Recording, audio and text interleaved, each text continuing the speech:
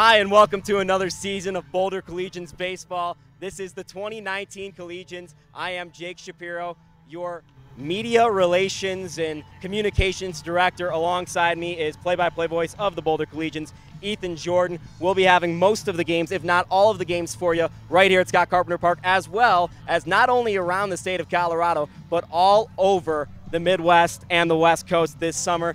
Ethan, how excited are you for today? It's opening day here at Scott Carpenter Park, May 31st. I thought I was excited coming into the ballpark today, but seeing all the fans, all the community coming out here to support their Collegians has just gotten me amped up even more. I can't wait for first pitch. It's such a great atmosphere. The rain went away that we saw a bit earlier today, and now we're going to have a little message from people around the ballpark from earlier today. Take it away.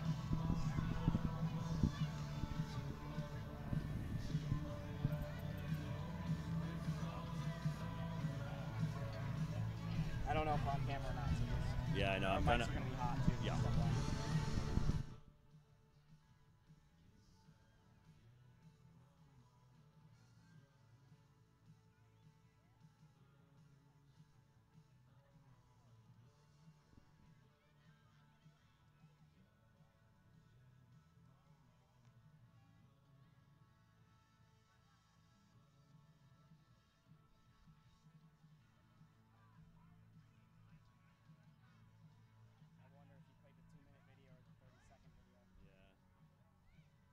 My name is Danny David Linehan, assistant coach for the Boulder Collegians, and welcome to opening day. I'm Johnny Dallas, and welcome to opening day.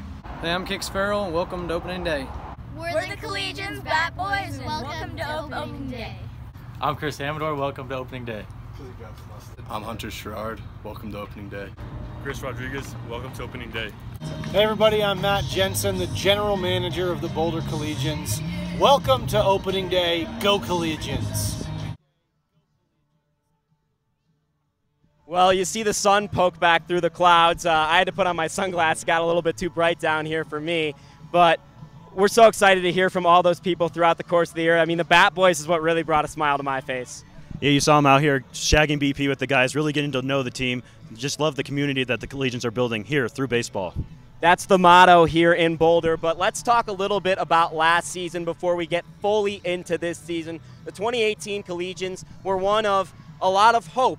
And they started out the year on a hot winning streak of 17-2, led by guys like Bryce Bullock, Joe Milano, who is back, and we'll hear from in just a second, Devin Ellison, the hefty lefty as we like to call him, and many others here in Boulder, Colorado that we love to see. But we went out to Arizona last year as a team, and we absolutely dominated the competition. We came back to Boulder, and things went well till about 4th of July, and then the team kind of hit a rough stretch and never really recovered. But Eddie Toledo, the positive thing, this is his first year as head coach, was able to get some experience through some of those struggles last year and learned what he needed to do to get in through this year as the head coach of the Boulder Collegians. So we're looking to Eddie to guide the Collegians through what we know, because it's baseball, will be a rough stretch at some point throughout the course of the year. But we are excited to have a couple guys back. We talked about John Kea being back, as well as Danny David Linehan, who's an assistant coach.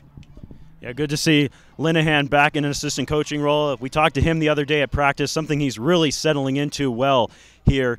He really told us, you know, coming into the season, he said, it was just a different mentality for me. I had to not just think about myself and what I was trying to do with my game, but setting every single guy up at every single position on the team for success. As we are going to have a live interview here on camera, as Joe Milano joins us, one of the leaders from last year. So we've got Joe Milano down here, much taller than both of us because he's sitting on the stool. Didn't plan for that. Joe, you are at what point in your career, would you say, as a collegiate pitcher, and where do you think the Collegians helped you grow last year? At my point, this point in my career, I'd say I'm coming back, helped the Collegians a pretty good amount, start for you guys, give a lot of innings, and be strong for a pretty good amount of games. And last year it helped me get a lot of experience, facing a lot of different competition, and got a good amount of innings, pitching a lot. Definitely helped me a lot last summer. You know, you were down at CSU Pueblo yesterday. I kind of just trying to broach on this a little bit, but how do you think the Collegians helped you grow as a player, and where do you see yourself evolving from this summer on to the future? I think they definitely helped me find some leadership and how to just go out there and be a dude and get it done and go out there and shove. And I think just getting more experience with the Collegians pro-based ran program is just going to help me be that much better and that much level above people. Joe led the pitching staff in wins last year in 2018. Joe, what have you seen from the guys already that are your colleagues on that pitching staff? What do you think they can do to help bolster the Collegians? It looks like we've got some good talent. Looks like we have some really strong arms. A lot of guys that are going to come out and pound the zone, good off speeds, run it up on the radar gun for sure. Looks like we got a lot of big dudes that are going to be a big effect for us. Any last words as you see the fans starting to pile in? I mean, the excitement for opening day has got to be great right now. Yeah, I'm excited. Just coming out, get a dub with the boys, and put in some work and show out for the fans. Awesome. Thanks, Joe. Go back to the dugout. Get ready to play today. So that's Joe Milano, a returner from last year. Couple of returners for the Collegians this year, but what may be the X factor for the Collegians is the players they are adding this year. So many guys, including some veteran guys that are really going to help carry this ball club. You heard Jake talk earlier about the rough stretches this team may go through. These guys are what's going to be able to bridge the gap through that. Namely, guys like J.J. Reeves coming to us from Regis University. He's a junior, guy who's going to be able to play all three outfield positions. He's going to be a solid piece at the top of that Collegians lineup. Add on to that Turner Davis.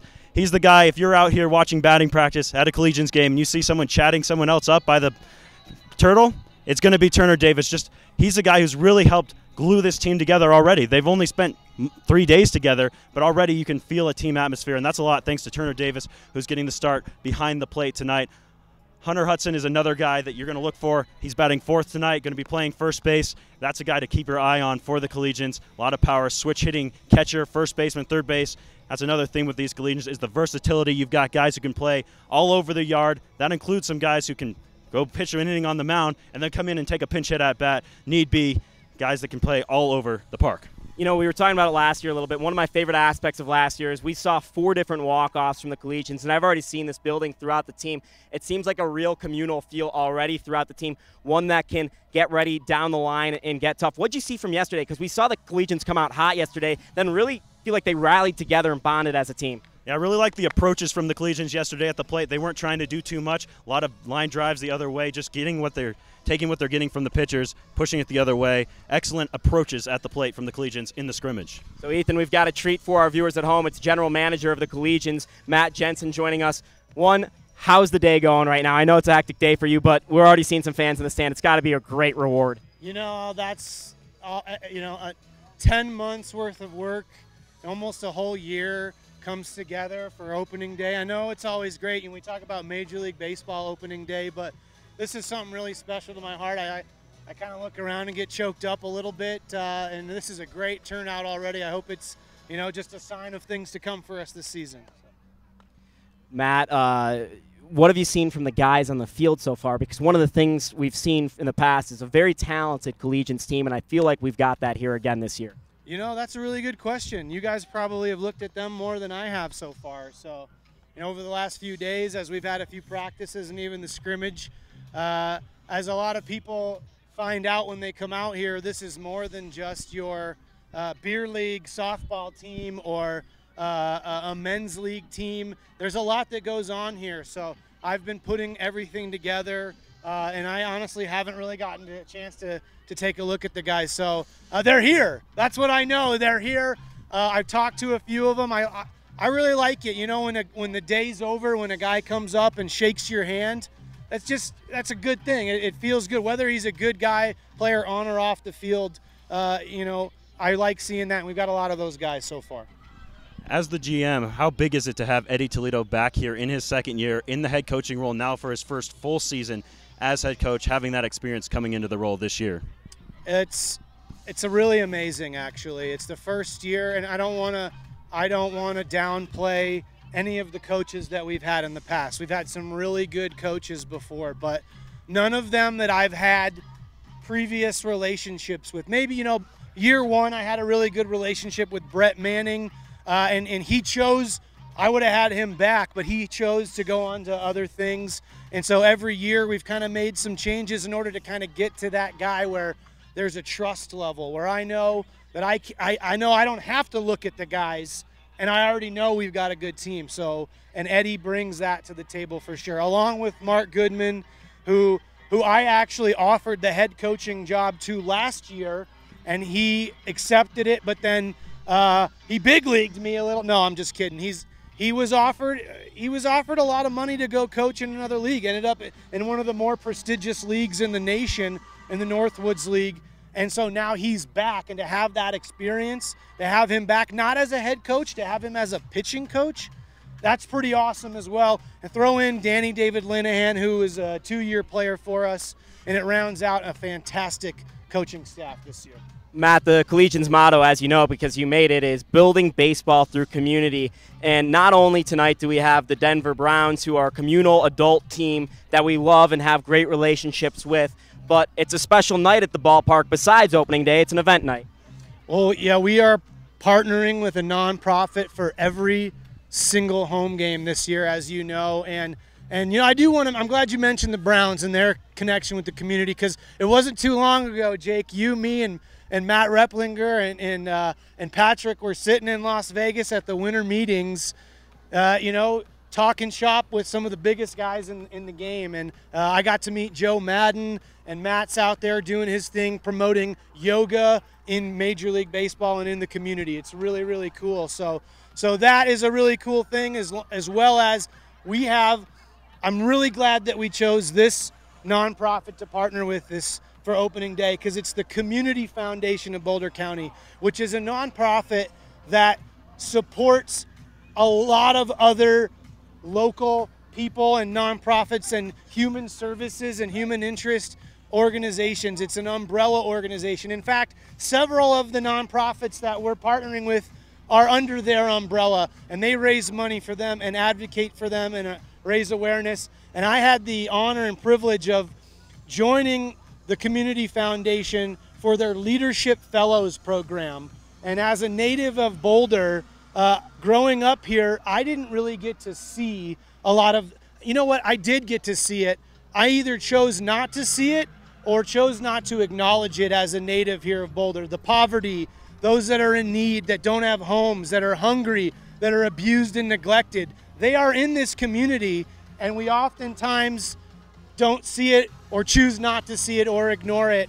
And the Community Foundation and the Leadership Fellows program is an organization and program that really promotes showing people that perspective, different looks at what's really going on in this community and how to make an impact. And that is exactly why I'm a direct product of why there's 14 nonprofits that are partnering with us this year. So. Well, you mentioned the name Matthew Replinger. We're going to catch up with him later in the broadcast. But first, Ethan's got to tell you about what's next on the pregame show. Thanks, guys.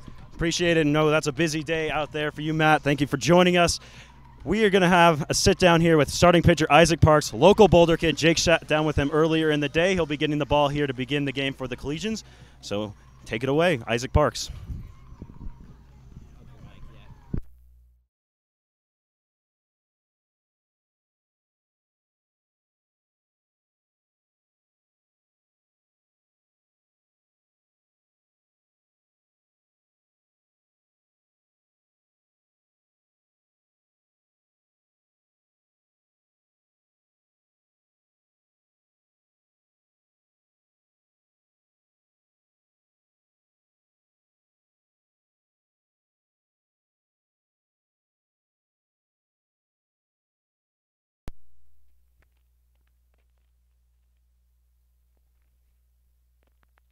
You're getting the opening day start for the Boulder Collegians. What does that mean to you?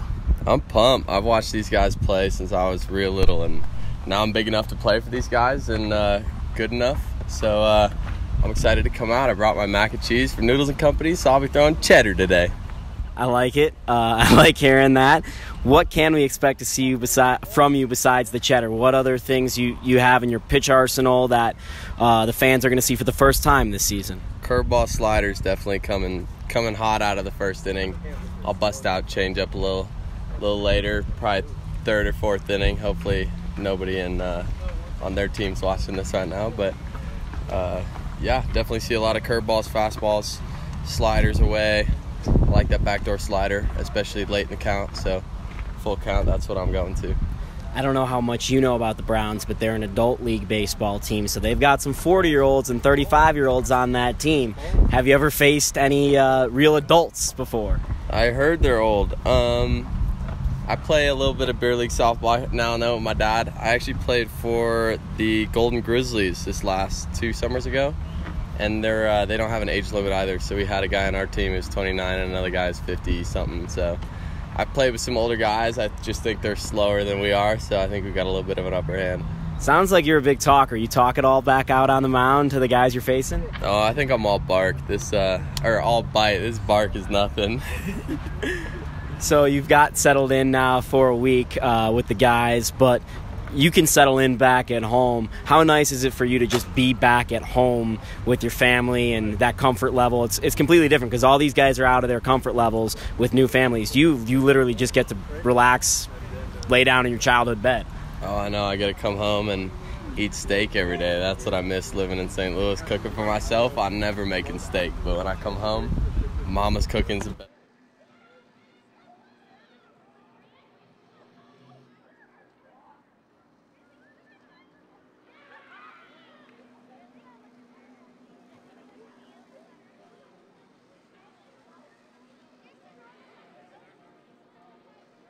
May not be a league game. You guys are approaching it like a real game today, and that's probably a good thing for the mindset in general. You said you've watched the Collegians for a long time, so you know that it's been a trial of guys playing really well but not being able to put it together in the end. So what do you do as you start the season, as you're regrouping as a team to make sure, hey, when we hit that rough patch at some point, because it's baseball and we know we're going to hit that rough patch, that we all stay together as a group? And, you know, we know this summer ball, everyone's got their own individual things they're working on, but we can play as a team for a goal as well. Yeah, we all got to have that same mentality. We know that wall's coming up, especially around the 4th of July. Coach talked to us about that. And if we're all on the same page, I think we can get through that no problem. We just got to really stick together and ride each other's backs through it all. How much are you looking forward towards this New Mexico trip? I've been in New Mexico one time. It's not a blast, but hopefully these guys will make it a little more fun. What happened to you in New Mexico? Went skiing at Taos. My old man used to work at the Edelweiss Hotel, so he gave us a little bit of a tour. I almost got stabbed in Farmington one time. I didn't need to know that. That's your starting pitcher for today. Back to us on the call, Ethan Jordan and Jake Shapiro.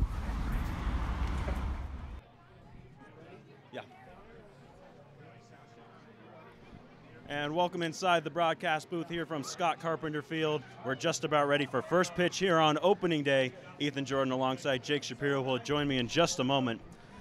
But as we look out here as the sun sets over the Flatirons in Boulder, just a great atmosphere as the fans begin to pile in. We're just about ready for first pitch. We'll get you starting lineups as well as that first pitch coming up here.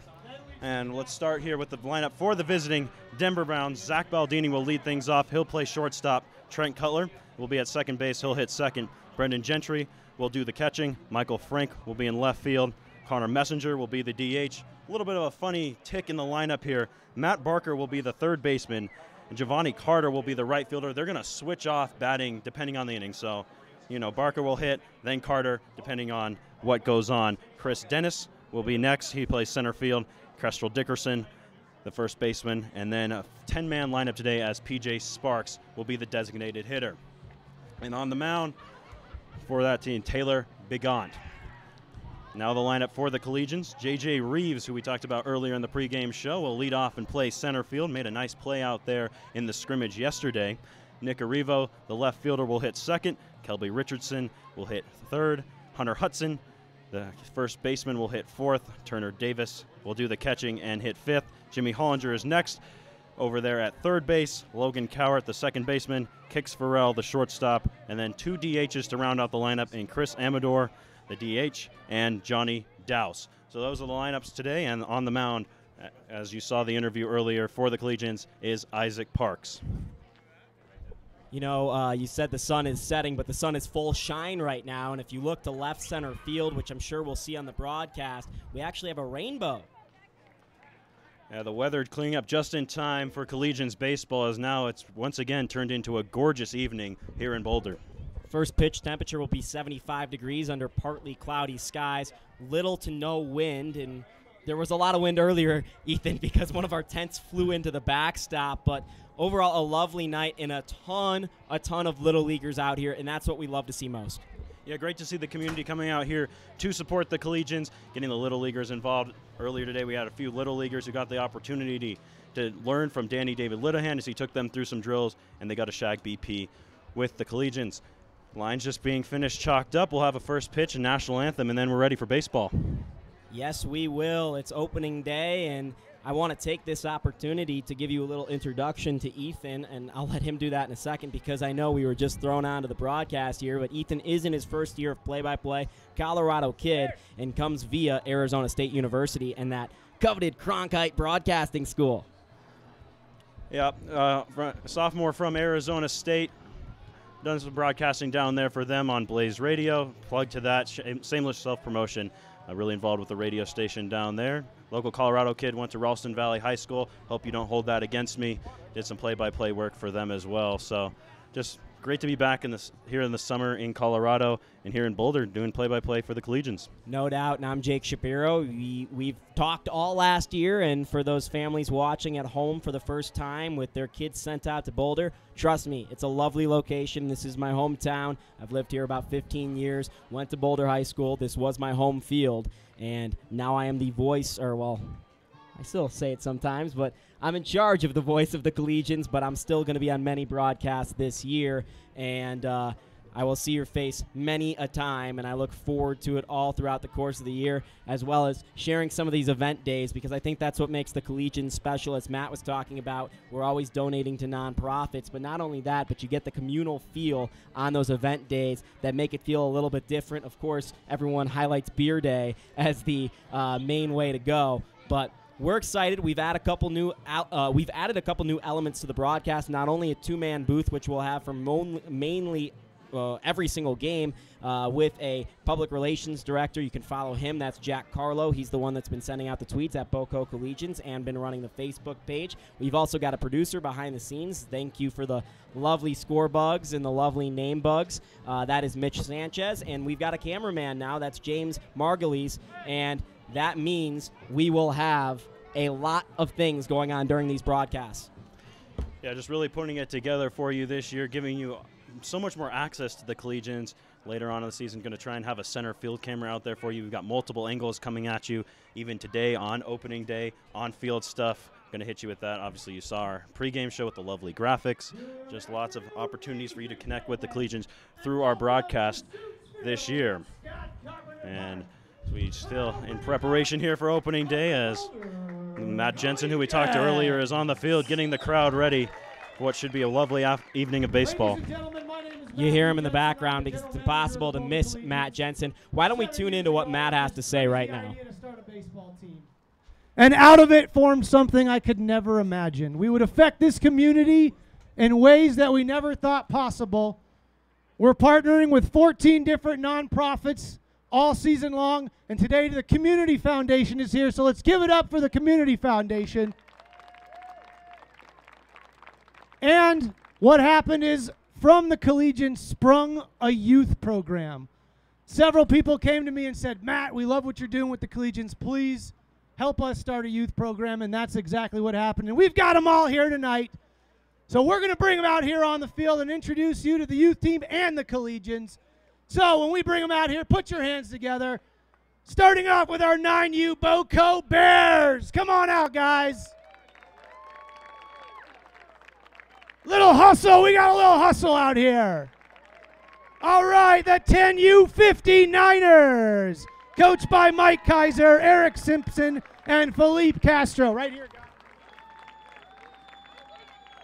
We've got the other 10U 59ers. Coached by Dave Dowan, Christopher Rips, and Nate Will.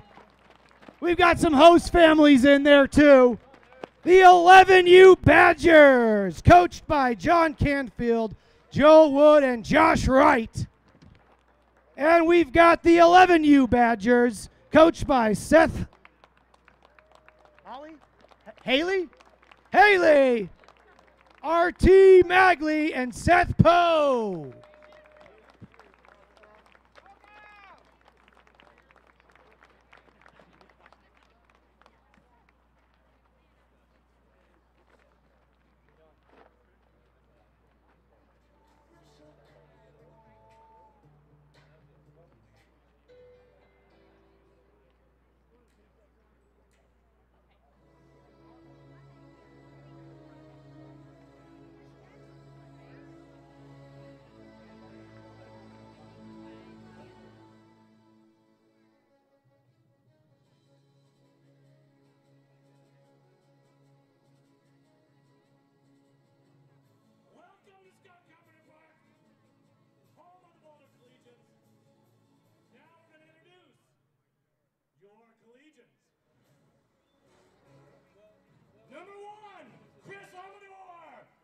Cochise College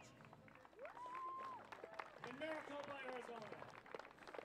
Number 2, Connor Costeca from Biola College in Temecula, California.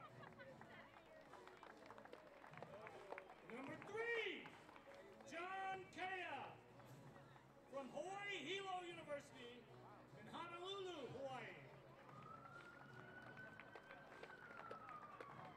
Number 4, Caleb Martinez from Northwest Nazarene University in Longmont, Colorado. Number 5, Chris Jimenez from Long Beach State University in Fontana, California. Number 6, Kelby Richardson from Benedictine University Mesa, Phoenix, Arizona. Number 7, Johnny Douse from University of San Diego in Paradise Valley, Arizona. Number 8, Logan Cowart from Henderson State in Corinth, Texas.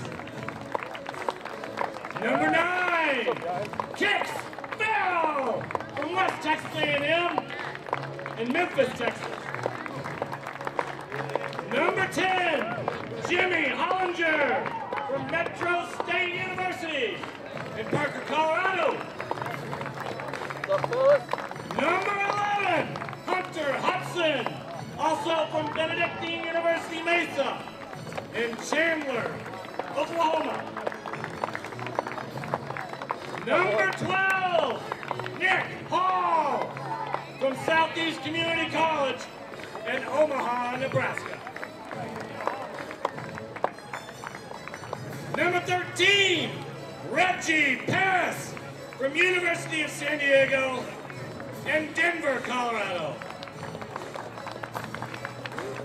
Number 14, Nick Arrivo from Eckerd College in Ann Arbor, Michigan.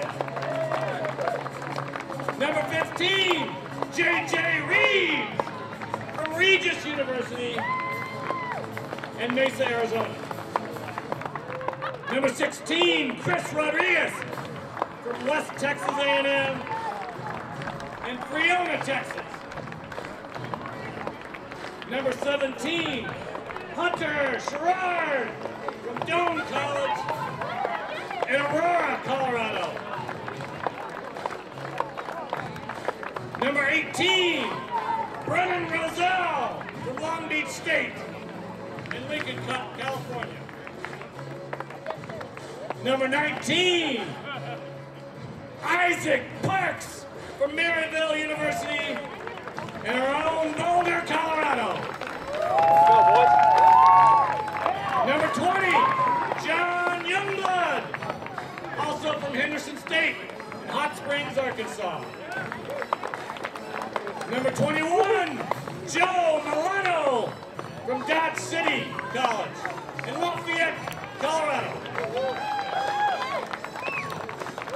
Number 22, Tommy Shriver, also from Maryville University in Broomfield, Colorado. Number 23, Brent Toledo from Seminole State College and also our home here at Boulder, Colorado. Number 24, Quinn Oliver from Regis University in Berthoud, Colorado. Number 25, Turner Davis from Savannah State in Savannah, Georgia. Number 26, Trent Klofka from Missouri St. Louis University in Sorrento, Illinois. Number 28, Jackson Hewlett from St. Mary's College in La Mesa, California.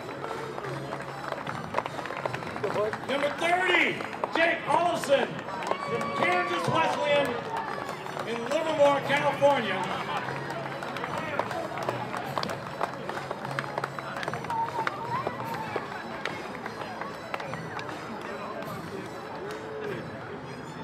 And I have a player with no number, Casey Bryan from from Seminole State College in Bowlegs, Oklahoma. Head coach for the Collegians is Eddie Toledo. Assistant coach, Mark Goodman. Assistant coach, Danny David Linehan. You already met our general manager, Matt Jensen.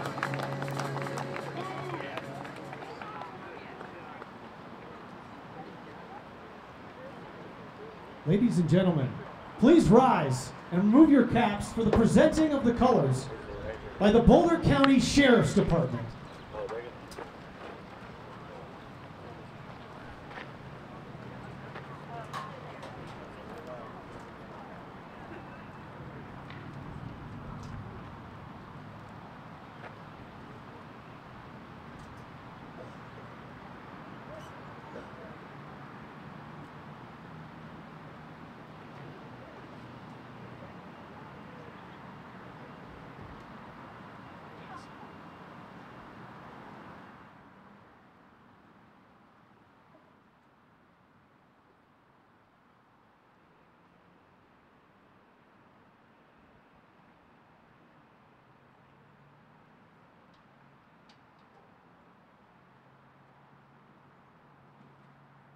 And now to perform the national anthem, Morgan Fritzler.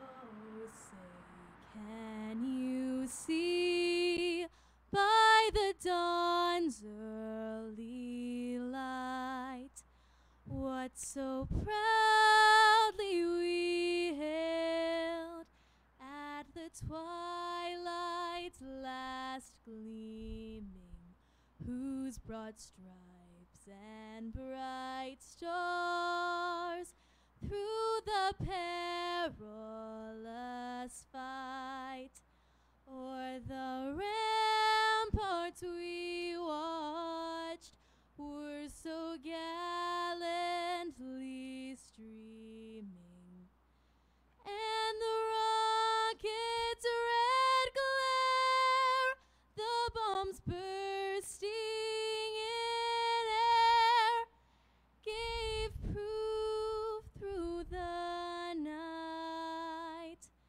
that our flag was still there. Oh, say does that star-spangled banner yet wave o'er the land of the free and the home of the brave?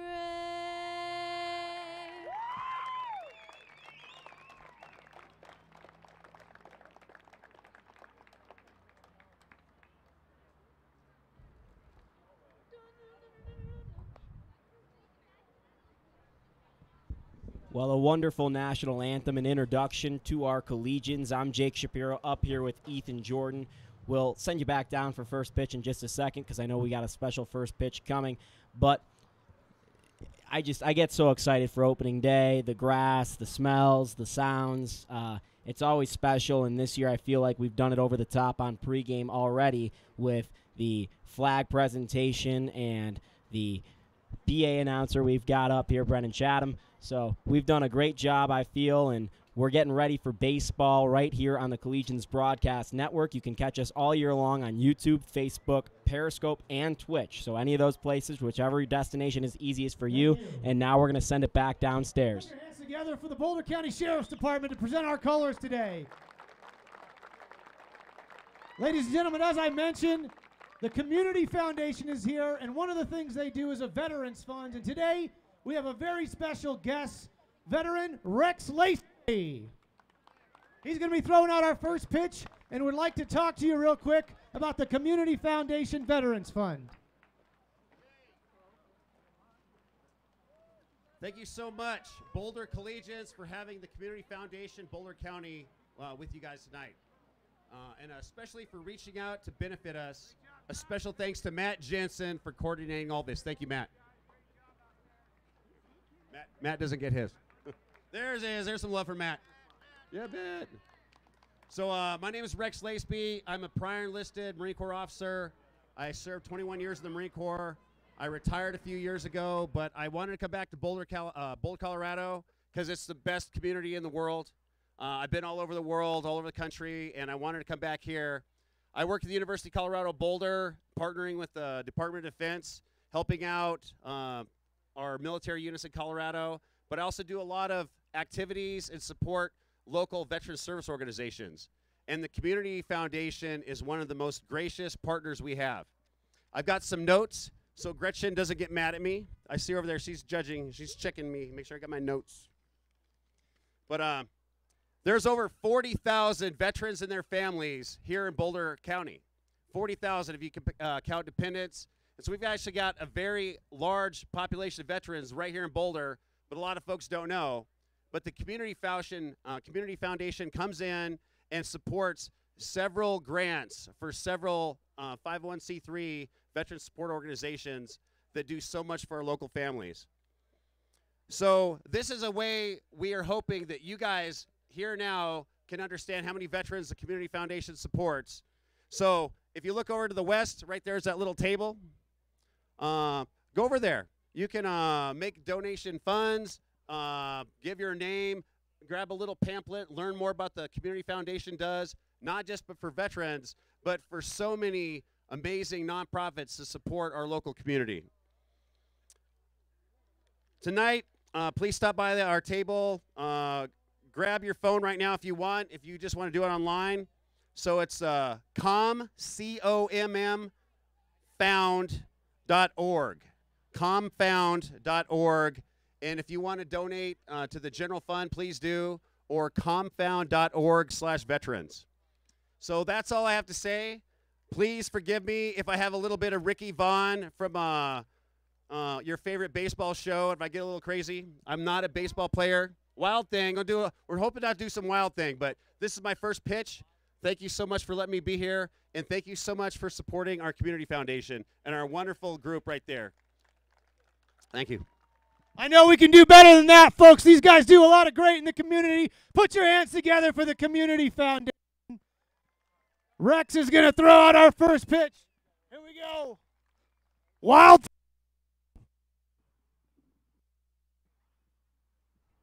So always a first pitch that we throw out here. You never know how it's going to go, Ethan. I threw out one last year after a lot of smack talk to the guys.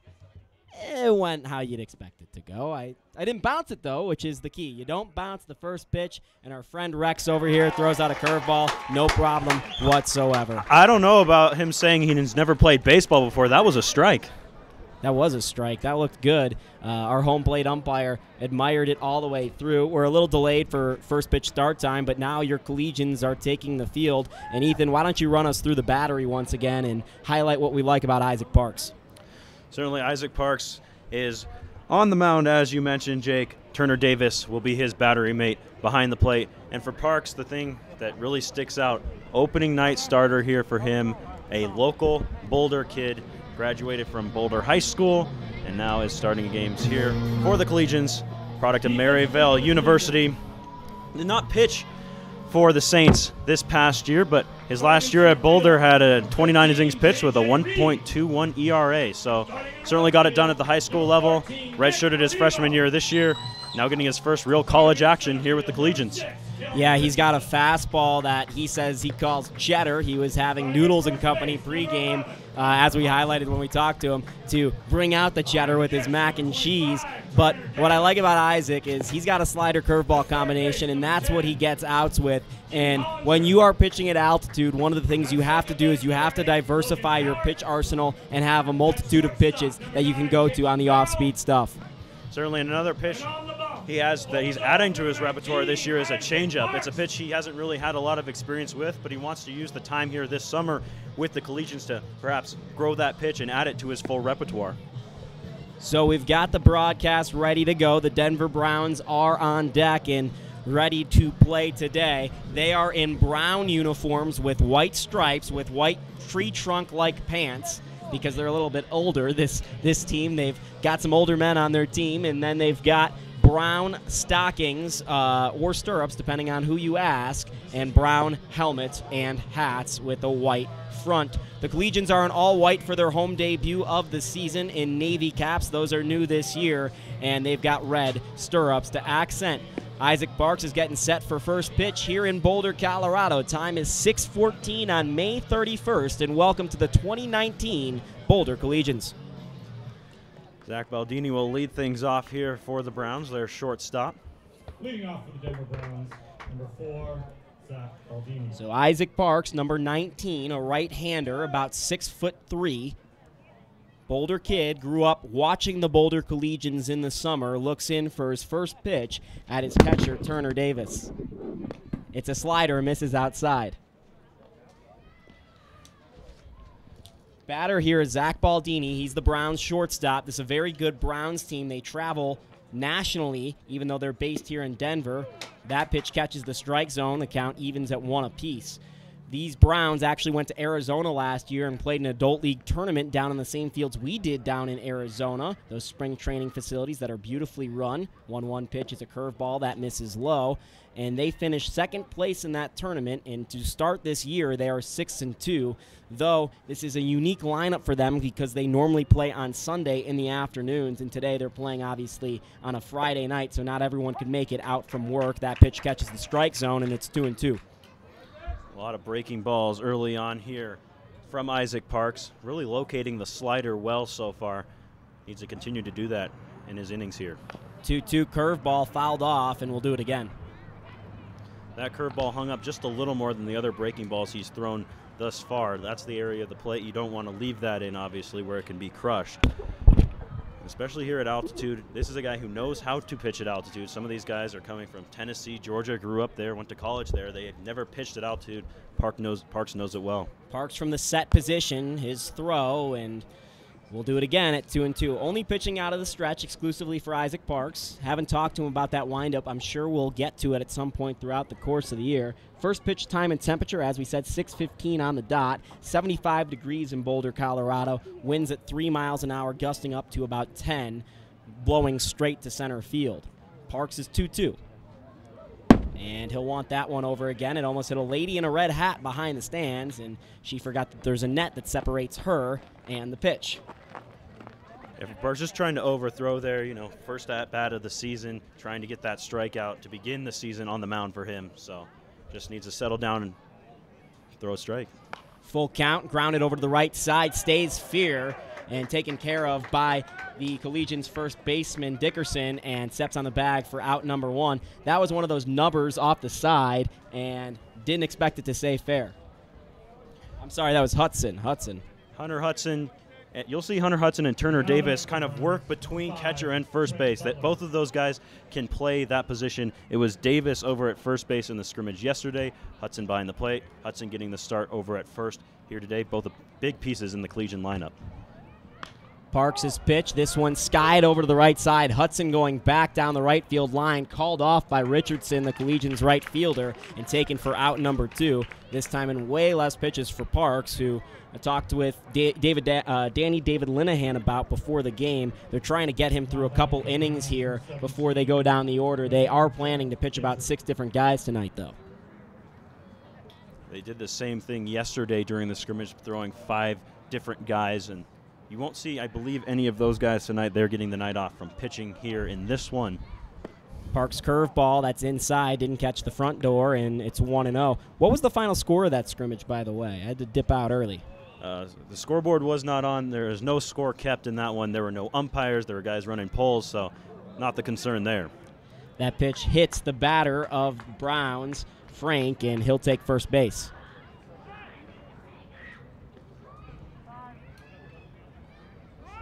Now batting for the Browns, number 57. So coming up to the plate is Michael Frank. I'm sorry, that was Gentry who got hit by the pitch. We're all settling in here for first pitch. We were all caught off on excitement by the game itself and the event that is opening day. I always say this, opening day is more of an event than it is a baseball game. Certainly you have all the festivities going on around here, but for these guys, they're dialed in out there on the field. trying to win a baseball game. So Michael Frank, the left fielder, skies this one to right field. Should be an easy play for Richardson. Settles under it for out number 3, and we're headed to the home half of the first inning. Score is tied at 0 apiece. He's Ethan Jordan. I'm Jake Shapiro. We'll be back in just a second.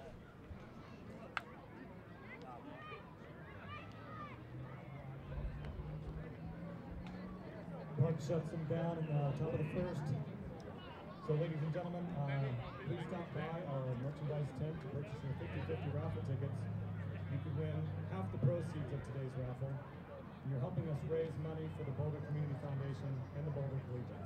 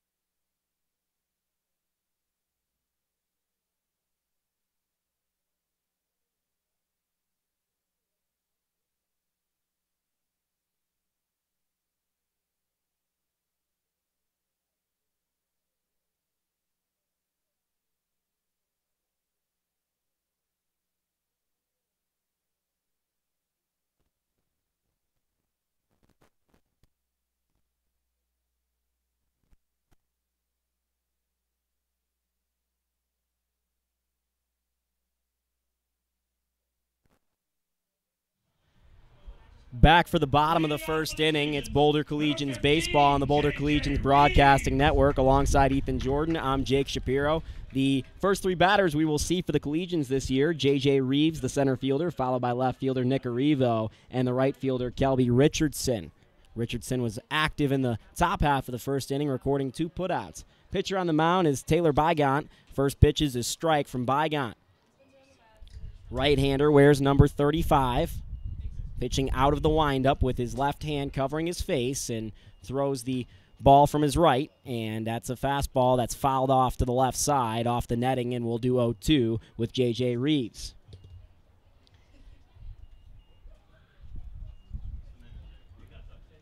J.J. Reeves comes from Regis University in Colorado, originally from Mesa, Arizona. He loves Colorado and Boulder, and he's trying to get better, faster, and fitter this summer, and taking that opportunity at altitude to do so. Third pitch is fouled off once more. His favorite player is Andrew McCutcheon as he bats from the left side. See some similarities. He playing center field. He grew up a Giants fan. 0-2 once more. And the pitch is high. It misses.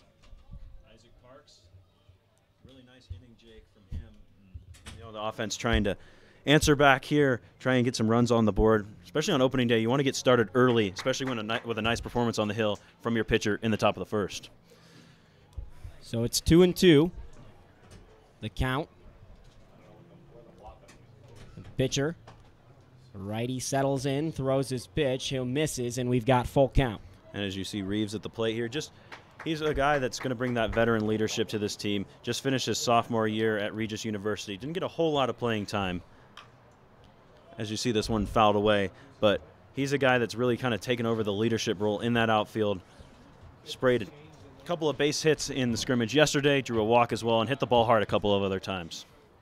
One of the older players on the team, Bygant delivers. It's a fastball fouled off once more, and We're going to be using a couple gamers, some nice pearls today with the amount of foul balls we've seen already early. The Collegians matching their caps with dark blue in their helmets. Browns pitcher looks in at a sign. We do full count once more. Righty kicks and delivers. Curveball spit on right towards center field, and we've got our first hit of the year. It's a J.J. Reeves single to center, and Collegians get the bottom of the first started right. Those were the kind of at-bats that we were talking about in the pregame show that the Collegians have been taking in practice, not only on BP, but in the scrimmage as well. Not trying to do too much, especially with a 3-2 curveball that hung a little bit. Reeves just able to work inside out, push it into left center field, just for the base hit, not trying to do too much. And watch out for his speed on the base paths. That brings Nick Arrivo to the plate, local kid for the Collegians. Hit over to the second baseman, on to short for one, to first. In time, it's a double play, turned by the Browns infield of Cutler, Baldini, and Dickerson. Rather easily done, close play at first, but first pitch ground out double play. That's exactly how the Browns screw it up. That's huge for Taylor Big Ant. You can't emphasize enough how much a double play is a pitcher's best friend. The old 2-for-1 there was a close play, as you saw the nice speed of Arrivo getting down the line there. Richardson strides in, first pitch grounded over to the shortstop. Baldini on to first for one, and that is no problem. Out number 3, and we are towards the second inning already. He is Ethan Jordan. I'm Jake Shapiro. We'll be back in just a second. The Collegians can't push anything across with J.J. Reeves' leadoff single. 0-0 as we head to the top of the second. On behalf of the Boulder Collegians, we are committed to the ideals of good sportsmanship, safety, and fair play. And we ask all fans, coaches, and players to show respect for the teams, the game officials, and each other before, during, and after all the games.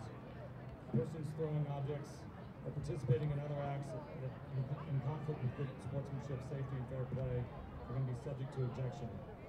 Your cooperation is greatly appreciated.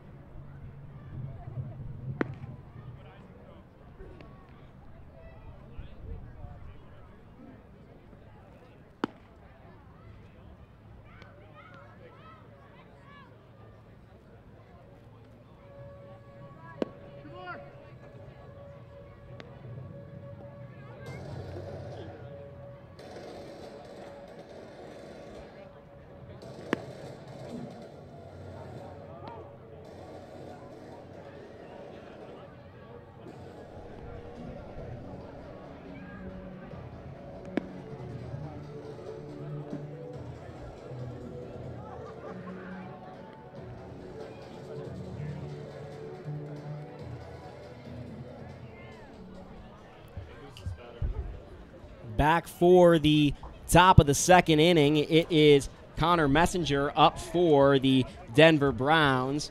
One of their better players, Connor is. He's playing DH. Where's number 3? Definitely one of the better hitters on this Browns team. Messenger looks at a first pitch that goes wide from Isaac Parks, who's back out there for his second inning of work. Parks had a rather easy first inning, did hit a batter, but got 3 putouts all towards the right side, so these Browns hitters are a little bit behind on Parks. Yeah, that's due to his fastball being set up so well by that slider we saw him just use excellently in the first inning. Right back up the middle, again to the right side. Should be an easy play for Cowart on to first, and the Collegians have one out here in the top of the second.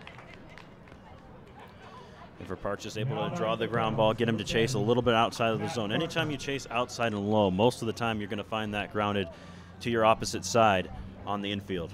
Now striding up the lefty, Matt Barker, former Colorado Rockies draft pick, excelled through their minor league system and then dealt with some issues, personal issues, which derailed his baseball career, and he's back playing baseball for the Browns the last few years and has really fallen back in love with a game that at one time he said he hated. You can actually read about Barker's wonderful story as he watches a fastball, and it's 1-1 on Purple Row. My dear friend Ted Chalfin wrote about it in his dealings and issues he had himself with being a gay man, and he's found a home here playing for these Browns. Sprayed onto center field. Tough play for Reeves off the bat. Didn't see it initially in the sun, but he catches up to the ball, and it's out number 2. Now batting for the Browns. Yeah, Reeves in center field there is going to be rock solid for the Collegians. A guy that really reads the ball well off the bat. You saw him get the late read there, but was still able to track it despite catching it in the light. Could say he Reeves the ball well. You could say that. Good. Now stepping up to the plate for the Browns, it is their right fielder, or center fielder, I'm sorry, Dennis, left-handed hitter. Watches a first pitch strike from Parks, who's really settled in now. We'll see how Parks does here against the lefty. He's been using the breaking ball a lot against these righties. See how he utilizes it here, pitching into the lefty. Pitch is fouled away, and Parks again head 0-2. Watch him throw a backdoor slider here. He said on the pregame that he likes to throw backdoor sliders against lefties when up 0-2. I wonder if his catcher, Tucker Davis, has obliged and knows that, or Turner Davis, sorry, has obliged and knows that. Just based on what I have seen from Turner Davis so far, I'm sure he had no problem talking to Isaac Parks before they got together as battery mates and trying to figure out, well, what do you like to throw here?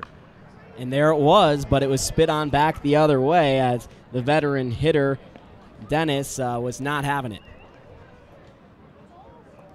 But yeah, definitely, Turner Davis, one of the more social guys on the team already. You get that vibe from him. Parks' pitch. Fastball again the other way. This is going to be a tough play again for the Collegians as Hallinger looks in towards his own dugout and makes it behind the railing for out number 3 in the second. We go to the bottom of the second with the Collegians and Browns tied at 0. 1-2-3 inning for the Collegians. Still 0-0 as we hit the bottom of the second. This is an announcement about the Community Foundation of Boulder County. It's a community catalyst that inspires ideas and ignites action to improve the quality of life in Boulder County and make informed decisions to respond to immediate needs and anticipate future challenges. Please join them to make a difference. As they say, we accomplish more together than we do alone. Stop by their table to learn more about this amazing organization.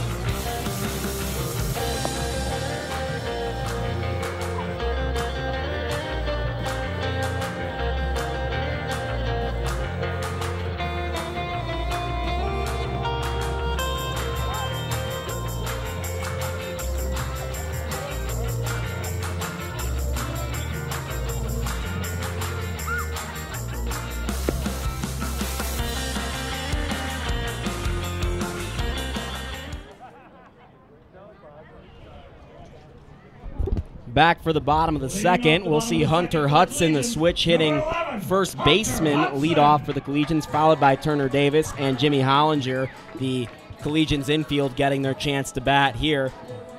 Hudson will start off left-handed, obviously, with the right-hander on the mound for the Browns. Naturally, a right-handed hitter is Hudson, but can do it from both sides. We saw it during batting practice. He's one of those guys, sometimes you can really tell which side a guy prefers as he flies one into center field. Shouldn't be too much of an issue for Dennis, and can of corn, as they like to say, and he grabs that can of corn off the top of the aisle at the food market. That, you know why that's why that phrase is, because the can of corn was always the top shelf on the supermarket. That's right. Coming up here, Turner Davis. This is a guy you're not going to see a whole lot of can of corns out of. This is a guy with a lot of pop in his bat out of Savannah State. We saw it yesterday in the scrimmage. He took one to right field over the 330 sign. A little opposite field power for him. probably the player I'm most excited to see, as David Bodie, the former Boulder local area legend and now Chicago Cub, told me after his first game, you only have one chance to hit your first pitch for a home run. Bodie, in his first pitch of his major league career, was had to watch a pitch go way wide. Second pitch he hit for a double in the gap at Coors Field, where he grew up rooting. So that was awesome to see from Bodie, but that's what we saw a bit there from Turner Davis with the strategy of, hey, I only got one chance to hit my first pitch out as a collegian. He tried to do that, and now he's down 0-2 after the foul. Yeah, you can see Big Ant working him outside, trying not to come into the power zone, but like we said, he's got power to all fields, so got to keep it just on that black, as Big Ant's done so far. 0-2 pitch from Big Ant, and it's sprayed over to left field and caught by the left fielder, Frank of the Browns, battling that sun in left field, and that's a tough thing to do. As someone who grew up playing left field, and I'm going to have you go out there and play left field a little bit during batting practice, it is almost impossible to see the ball going towards the sun, and you're going to see guys on the left side of the infield all year round just kind of having their gloves over their mitts while pitches are thrown. You can see the shadows on the field actually are directly where the left side of the infield would be looking at the ball off the bat. Well, it doesn't help any when Turner Davis hit it as hard as he did out there to left. Got a nice piece of it just right out of guy. First pitch is watched by Hollinger for a ball just missed outside. Big Ant settling in on the mound in the windup. The 1-0 pitch, it misses inside. It's now 2-0.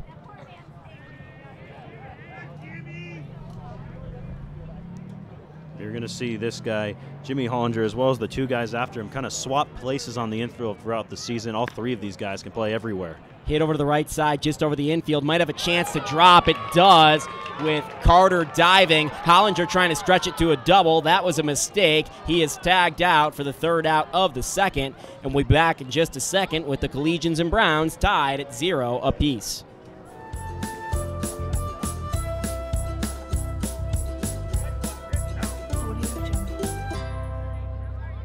The Collegians add a hit in the bottom of the second. The no runs, 0-0 as we head to the top of the third.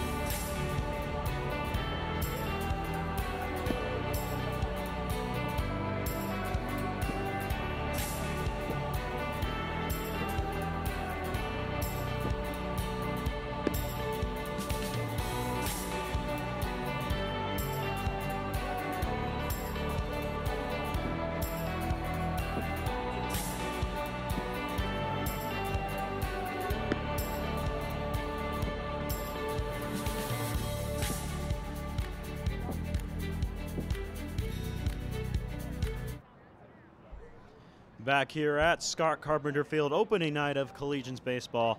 Ethan Jordan alongside Jake Shapiro here tonight as the Collegians take on the Denver Browns.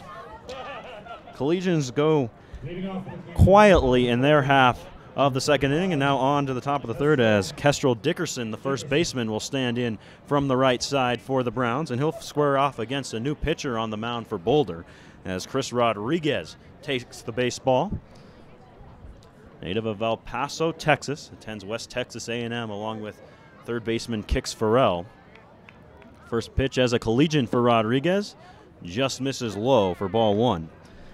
And if you're wondering, well, Kix Farrell, didn't you say he was at shortstop? Like we mentioned last inning, these guys can switch all around the infield. Farrell is now over at third, as this one's fouled right back to the screen. Dickerson right on that pitch. 1-1 on the left-handed hitter.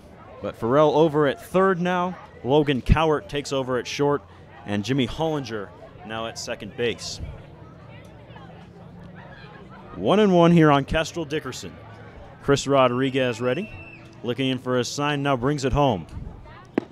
Good fastball on the inside that Dickerson couldn't catch up with, and he's down 1-2. And it's fastballs like that on the inside part of the plate and low that can really beat about it. You always hear about the high fastball, but the inside and low fastball, as the 1-2 comes home, breaking ball in the dirt. Wisely, Dickerson lays off of it. That fastball, though, inside and low, when you can throw it well and it's not a guy's hot zone, if he can't catch up to it, either he's going to swing and miss, as you saw there from Dickerson, or he's going to weakly ground it over to first base. So 2-2 here on Dickerson. Chris Rodriguez ready, brings it home. And popped over our heads and out of play, so we'll do it again, 2-2.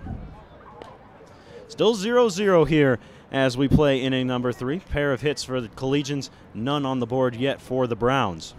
We're actually joined by the owner of the Denver Browns, Matthew Replinger. Rep's a very big person in the Denver baseball community, and as we watch this pitch, it's fouled back once more. Actually wrote the book on baseball in Denver, the history of baseball in Denver. You can buy that on Amazon. That's the best place to find that, right, Rep? What was the most interesting thing you found while writing that book? Gosh, there's so much to it. Thanks for having me, guys. Of course, Rep. Beautiful day here. The history of baseball in Denver is so rich. Ball fouled off by Dickerson. I don't even know where to. It's too difficult of an answer. You gave me a tough one to start there. How about we start with the history of the Collegians?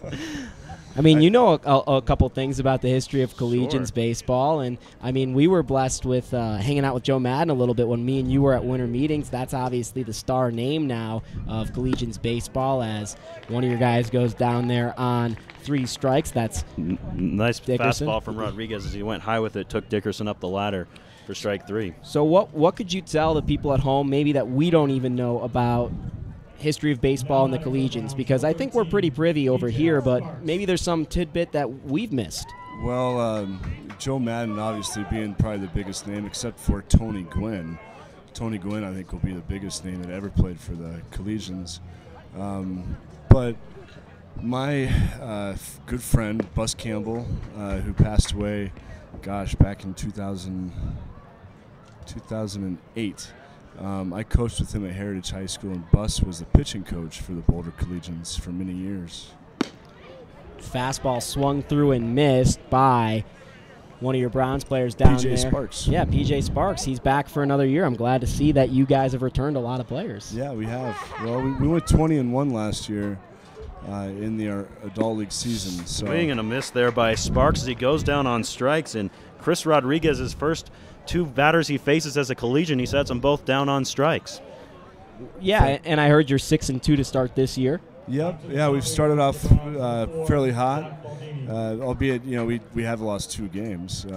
Last year we only lost 1 game, but we're going to do well this season. Well, you guys got the best of Night Train, I believe, in the playoffs, didn't you, last year? So a little payback from them to start the year here. Yep, you got that right. Night Train's beat us twice already this year, but hopefully we'll get their number before the end of the year. So. Rep, what else are you doing around the community? I know you're really big in yoga. Pro Positive Yoga is your spot, and trying to initiate yoga in baseball, which I see more yoga every single time I walk into a big league clubhouse. Ball is spit on back the other way by Zach Baldini in his second at-bat. He'll get a single out between right and center field with 2 outs here in the top of the 3rd. Golly, brings up our captain, Trent Cutler. I'm always trying to find more opportunities for yoga in baseball. I've been fortunate in using baseball as a sort of vehicle to, help people find the benefits of yoga and mindfulness. I've worked with a lot of area high schools up and down the Front Range in yoga and mindfulness, and as well as fortunately, a lot of Major League Baseball teams as well. Have some yoga events going on with some Major League Baseball teams this summer.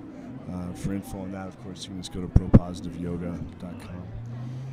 You've also been at a lot of high school baseball games lately, and that's the big event going around in the baseball scene around the community as a pass ball gets through Davis and Baldini moves up to second.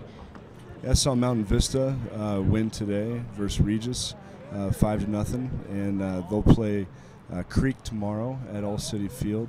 The winner of that will play Regis again at 12:30. So Mountain Vista has been ranked #1 the last 2 years. They're the state champs last year. They're definitely the team to beat. And Regis and Creek have been there before too, so no strangers to those playoff games for those 3 teams. But overall, this has to be one of the best times of baseball in all year in Colorado. You've got the high school circuit still going. The big league circuit with the Rockies have their longest homestand of the year going on right now. You've got the summer wood bat teams starting, and of course the adult leagues have been going on for quite a bit, and a lot of teams are playing softball with their, old men are playing softball. I mean, it's just a wonderful atmosphere, and I'm glad that we finally got some weather that allowed us to play this great sport. 2-2 the count now. Rodriguez delivered a strike in on Trent Cutler. But what are you looking forward to most the rest of the summer with both your life in baseball and maybe something else going on in baseball that you're looking to be a part of? Well, there's a lot of exciting stuff I'm doing. In regards to the Browns, we'll try to keep it more specific to what we're watching here, I guess. Our announcer that you might remember, Bill Rogan. Yeah, Bill's a great guy. Bill's actually the manager of the Tucson Seguros down in the Pecos League. And we might be building some type of affiliation to them. If they're in need of some over 26-year-old players late in the season, we might actually be sending down some of our guys just to fill in for a week or two. So you could say we're actually now affiliated to a professional sports team, which is pretty neat. 2-2 is hit on the ground out there to Jimmy Hollinger. He makes the play, and a clean inning for Chris Rodriguez in his first appearance on the mound for the Collegians. And we will step aside for a moment, but Matt Reblinger, will you stay along for another half inning with us here? Be happy to, sure. So we'll be right back with Matt Reblinger as we move to the bottom of the third here at Scott Carpenter Park.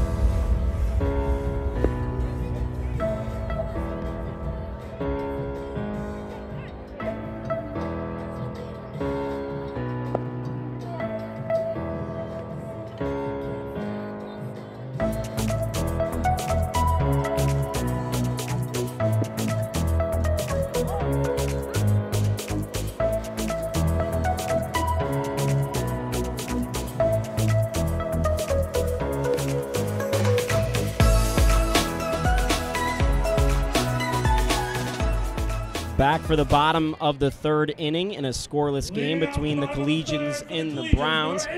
I don't like to call this an exhibition game because I don't think either of these teams are taking it as an exhibition game, but it's certainly a friendly. I think the word in soccer they use is the best. It's a friendly. These two teams are taking it seriously, but they're having fun while doing it, and we've got the owner of the away team, the Denver Browns, here with us, Matthew Replinger, in the booth as we watch a first pitch ball thrown over to Kix Farrell. Oh, no, I'm sorry. That's Logan Coward. Always get screwed up by those outs on the base paths, but Logan Coward watches another ball. It's 2-0.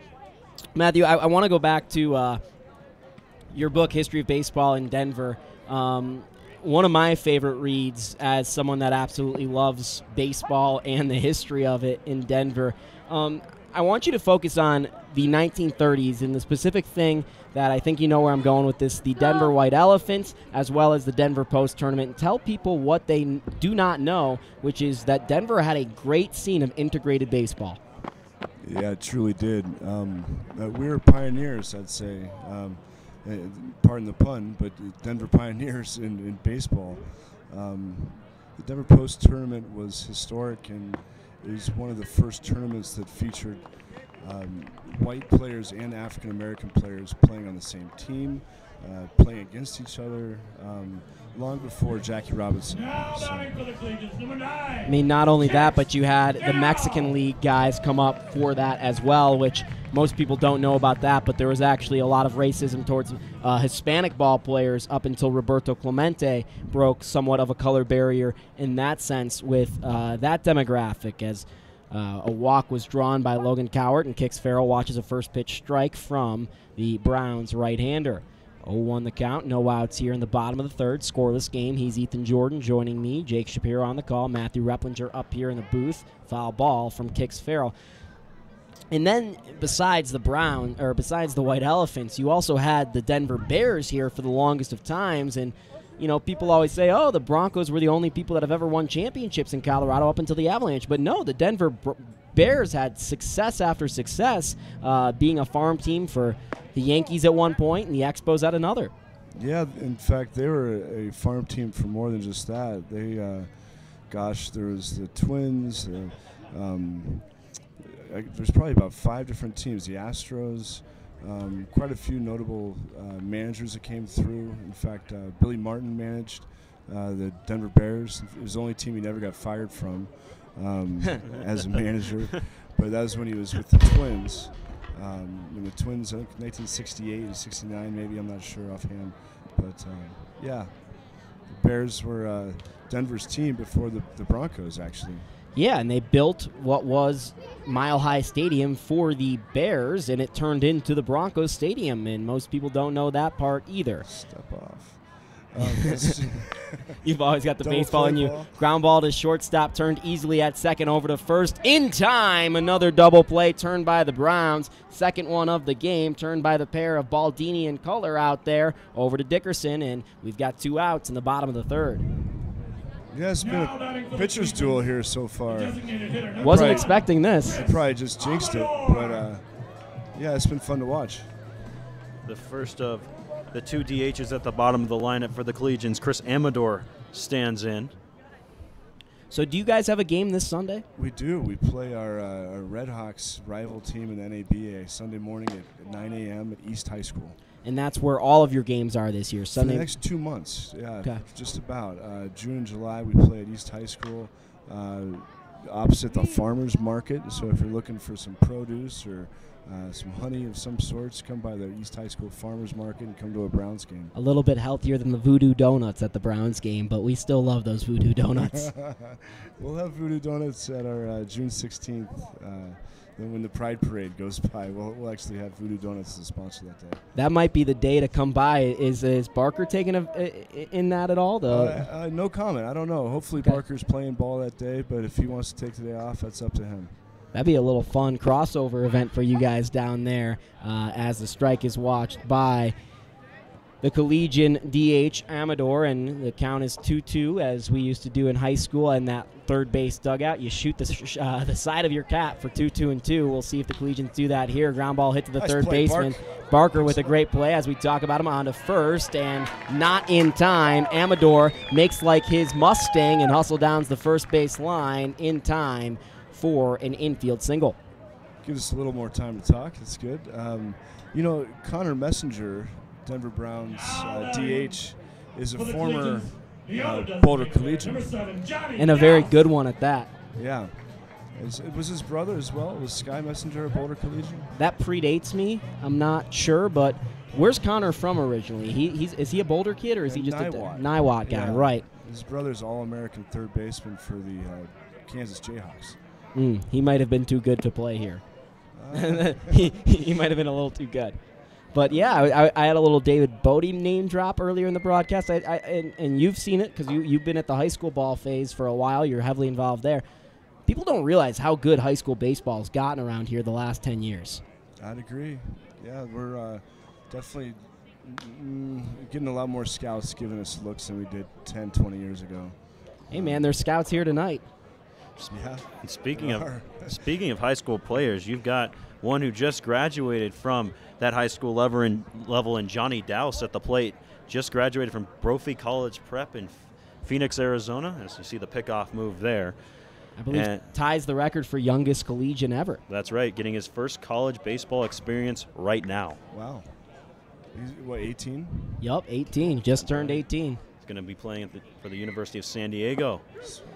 Swung on and missed. Play at second. Ball gets loose. The throw was in time from the Browns catcher, Gentry, but the throw was not handled out there at second base. So scored a stolen base for the Collegians. Amador, we're already learning, is one of the faster guys on the field, and it'll be a 1-2 count for Johnny Dowse. Yeah, that's something you'll notice with this Collegians team. They've got quite a few guys who can run. You're going to see a lot of base stealing and other speed plays, and even Johnny Dowse, for a catcher at the plate, can run a little bit. If I'm not mistaken, we not only have scouts in the stands, we have a former GM of the Los Angeles Dodgers in the stands. Don't want to name drop anyone here unless he's coming on the broadcast, as he has before. But you never know. I mean, like I said, this Boulder baseball scene has really exploded the last few years, and people from other organizations across Major League Baseball have realized DIA is such a good airport, why not live in Colorado? So you have some people across Boulder doing that, and we'll be lucky enough to have some people throw out first pitches throughout the course of the year that are involved in the Boulder baseball scene, including the two Little Leaguers close to our field mic right now who you're hearing in the background. I know you guys don't have headphones on, but a nice conversation by those two down there. Yeah, it was two of many Little Leaguers in the park. The Collegians youth teams taking in the baseball game here this evening. And their first names are on the back of the jersey. Bradley and Will are down there to shout them out. Foul ball will do 3-2 once more with Johnny Dowse at the plate. Jesse Crane was a former Boulderite, or he's actually from Boulder. Do you remember Jesse Crane? I do remember Jesse Crane. Closer with the Twins. I believe he went to Fairview High School. The best one I have is Bodie because I played on this field with Bodie. Wow. And I was not anywhere near as good as he was. He's hit some big home runs for you. Oh, my God. He's been great. Is he a Fort Collins guy originally? He's a Longmont guy. Longmont, yeah. As a walk is drawn by Johnny Dowse, he'll have first. So the first real threat we've seen from either team will come in the bottom of the third, with the top of the lineup coming up for the Collegians and 2 outs, men on first and second. J.J. Reeves, who singled in his first at bat, is coming to the plate. He was a Longmont guy, and of course his dad is a legend around here. I don't think it's too far to say he's the best high school coach we've ever seen in Colorado. Possibly. Well, you've got Johnson at Creek's always mentioned, and you've also got Eaton.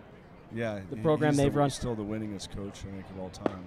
But I think those are probably the three you go to, and I'm talking about Bob Bodie, Dave's dad.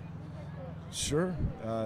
There's a Mount Rushmore of high school coaches and college coaches from Colorado, and he'd be on it. Slapped over to the shortstop, Baldini. He throws it on to second, and that is no problem. Yeah, that's a good one, too. Jenny Kavanaugh's dad, yeah. So that's the third out in the bottom of the third. We'll let Rep enjoy the rest of the game here in Boulder. It's been a pleasure, guys. Thank you so much for joining us, and we go scoreless to the top of the fourth. Appreciate it. Yeah, thanks, guys.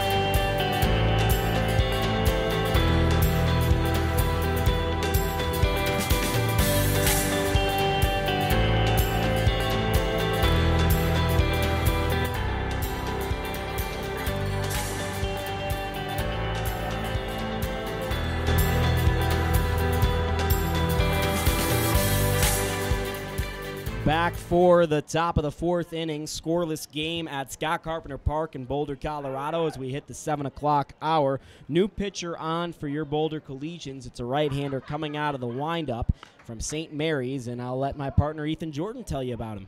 It's Jackson Hewlett, as he mentioned, out of St. Mary's, was a redshirt freshman this past year there in California. Got a few innings of work, 3 2/3 to be precise, for St. Mary's. Was roughed up just a bit in those innings, but looking to come on the comeback. Obviously only a freshman, so just getting his toes wet in the college baseball world. And he just looks like a pitcher as he settles in to face the catcher Gentry. Collegian Burgers, the wind has shifted, and the smell from the Collegians Burgers now coming back this way behind home plate. Strikeout, fastball high, got Gentry swinging, and it's a strikeout to begin the fourth inning from Hewlett. Yeah, as well as Chris Rodriguez starting off their Collegians career with a K, and that's good news. You see guys missing bats here early on, throwing a lot of strikes, and especially in Colorado, you want to pound the zone a lot. Walks are deadly here in the altitude. Frank flew out to right field in his first at-bat. Now up in his second at-bat, already down 0-1 against Hewlett. Grounded over the left side, diving play from the third baseman of the Collegians on to first, out number 2. Great play there from the Collegians infield. That's Jimmy Hollinger as the infield once again shifts around. You've got Hollinger over there at third, Hicks Farrell at short, and Logan Cowart at second, the way they drew it up to begin the ball game. Hollinger on one hop, dived to his left, made the stop with his glove, jumped up, threw it to first base, and got the out. Definitely the best play we've seen thus far. First pitch again, fastball for a strike as Hewlett is really dealing.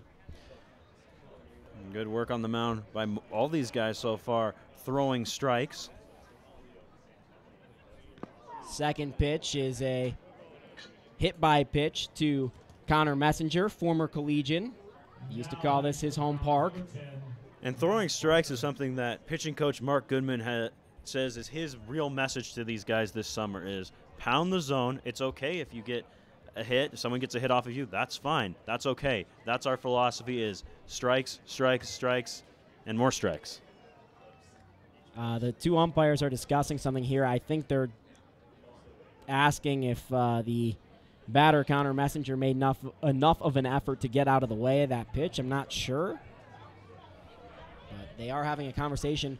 One umpire in blue, one umpire in black, not on the same page, and literally not on the same page here about whatever this is. I wonder if there's also discussing whether he went around because he did initially start to swing at it before it ran in and got him.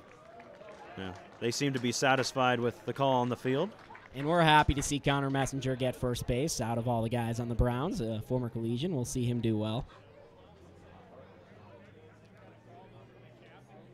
We're scoreless in the bottom of the fourth, or the top of the fourth inning. I'm sorry. The scoreboard has already put up a 0 for the fourth inning.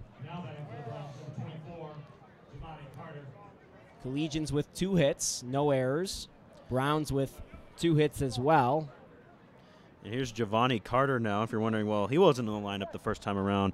This 6-hole spot is going to feature Matt Barker half the time and Carter half the time as they're going to switch off here in this game. So it was Barker the first time around who flew out, and now Carter taking his first at-bat of the evening. And a swing and a miss. Collegians pitcher Hewlett sets, delivers, and a ball misses low. It's 1-1. I'm sorry, there are 3 hits for the Collegians and 1 for the Browns. Just trying to get it right. Yeah. One of the official scorers here, which is not, I guess we are technically the official scorer, but the scorer in-house marked one of the things an error. So that's what our confusion comes from. I'm not going to be tough on the Denver Browns. Scoring is one of the hardest job in baseball, right behind being an umpire. And pitching. And hitting. And catching. Right back up the middle, should get through, drops behind the shortstop. It's a single for the Browns batter, Carter.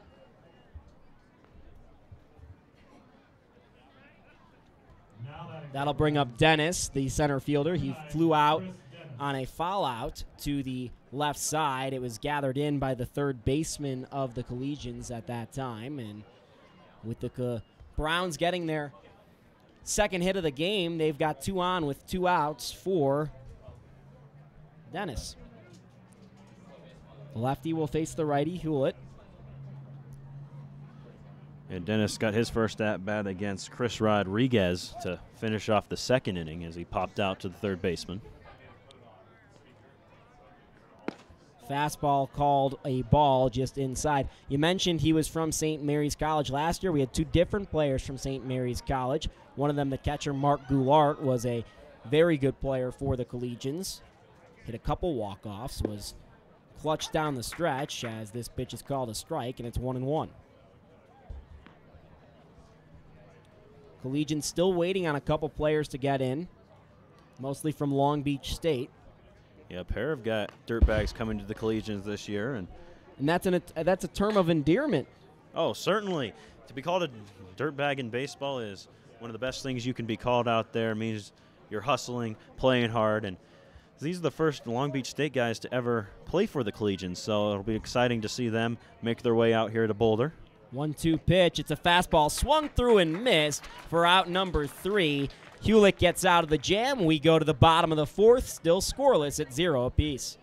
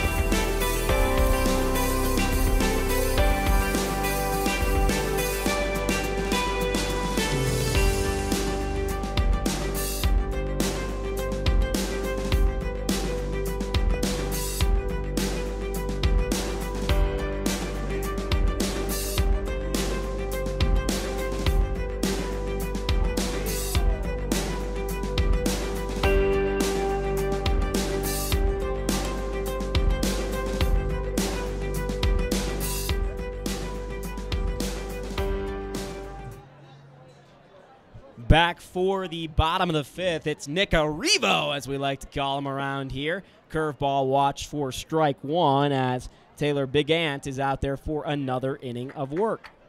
We see some Collegians warming up in the bullpen. We assume a new pitcher will come out again.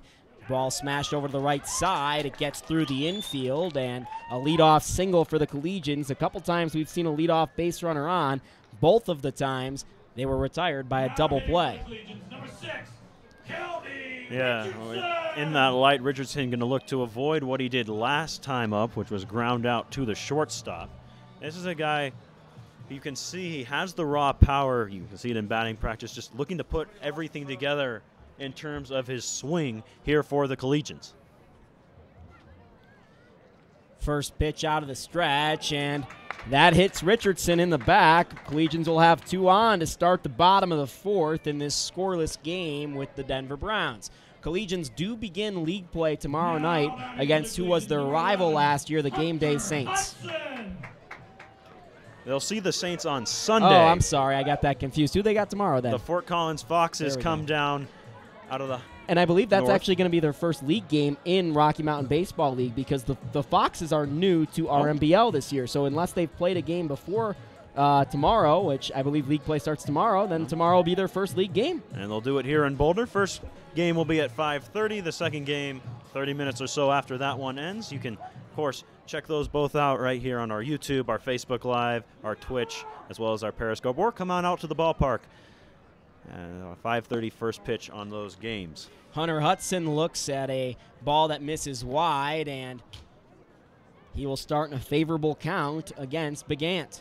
Second time through the order for him. Hunter Hudson flew out to center field last time. Runners on first and second in this scoreless game. Collegians with 3 hits across, no runs though. Second pitch misses outside as well. It's 2-0. And this is definitely the best opportunity the Collegians have had in this one so far, with no one out and a pair of runners on base. And you've got the heart of your order here, kind of the called the power synced in the lineup here with Hudson and Davis. 2-0, fastball gone the other way, gets by the shortstop. It's a single, that'll score 1, and the Collegians are on the board first here on their opening day behind the RBI single of Hunter Hudson.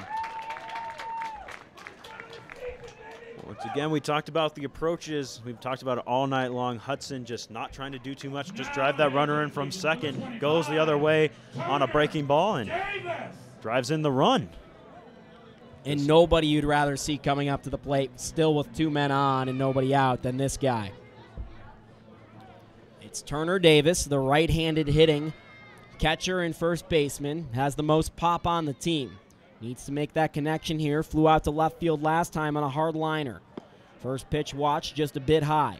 The runners are on second, it's Kelby Richardson, and on first, Hunter Hudson, who just had the RBI single. Last time the Collegians had 2 runners on was in the bottom of the third. They were retired without a run. Here they've already scored 1. Watches a ball again. It's 2-0. You've seen Big Ant kind of falling behind some batters, maybe tiring just a bit, moving into his 4th inning of work. Just hasn't been quite as sharp on the corners as he was in innings past. The 2-0. Fastball low, and unless you're Vlad Guerrero, you're not hitting that, so you watch it, and it's ball 3-0. You give Davis the green light here, don't you? Absolutely. With nobody out, this is the time to swing it. I mean, you swing and miss that at 3-1, you're back, and then maybe you put the stop sign on. Green light count. Didn't want to swing at it there. Took for a strike, and it's 3-1. So no, he may have had the green light, but not a bad idea to take there, seeing as a little bit really in on the hands, too. And Big Ant hasn't really been in the strike zone much this inning. 3-1, that's in the dirt, and that's exactly what you're talking about as Davis takes it for a walk, and the bases will be loaded for Jimmy Hollinger, the third baseman. Hollinger, a base knock his first time around, tried to stretch it into a double, but was thrown out. Number 10, Jimmy Hollinger. Is that Isaac Parks pinch running over there at first? Courtesy runner at first base, number 19, Isaac Parks. Yeah, starting pitcher out there, pinch courtesy running for his catcher and battery mate, Turner Davis. Had a little bit more speed out there as well as getting Davis some rest time. The lights start to come on here at Scott Carpenter Park. We've been playing for nearly an hour. Bases are loaded with no outs in the bottom of the 4th. Pitch is in the dirt. That'll score a run as the good hustle is rewarded from Kelby Richardson. Richardson reading that one all the way. You're going to score on that one no matter what, but Richardson took off immediately, seeing the ball in the dirt, spray away from the catcher. Good awareness down there at third base from the outfielder. So scored a wild pitch. It moves up the trail runners as well. 3rd and 2nd with no outs for the Collegians here in the bottom of the 4th. 2 across already. Jimmy Hollinger up with a 1-0 count. Logan Cowart on deck. Second pitch misses just a bit high as Taylor Begant now having issues finding the strike zone, and the Browns bullpen goes to work. In the windup, the 2-0. Fastball down the middle. Sounds like it may have broken the bat. It's on the first base side foul and fielded no problem by Dickerson. Yeah, going to need some new lumber is Jimmy Hollinger. Now batting for the Collegians, number 8, Logan Cowart. Brings up Logan Cowart, kicks Farrell on deck, 1 out. This is where if you're Cowart, you really need to take a situational at-bat. Curveball drops in there for a strike, may have surprised Cowart, and you got to figure Taylor Begant is pitching to stay in the game right now, the way things have gone. Browns want to stay in this game. 0-1, 1 out. Ball in the dirt again. It's another wild pitch. The run is in time. Good hustle again, this time from Hunter Hudson. That one kind of getting in the springier part of the backstop, and Brendan Gentry wasn't able to quite grab it where he thought it would bounce off. Had to reach for it, then turn around and make a quick throw, and just unable to beat the runner to the plate. So Begant looking at the back of the mound, looking for answers. He won't find him there, just dirt.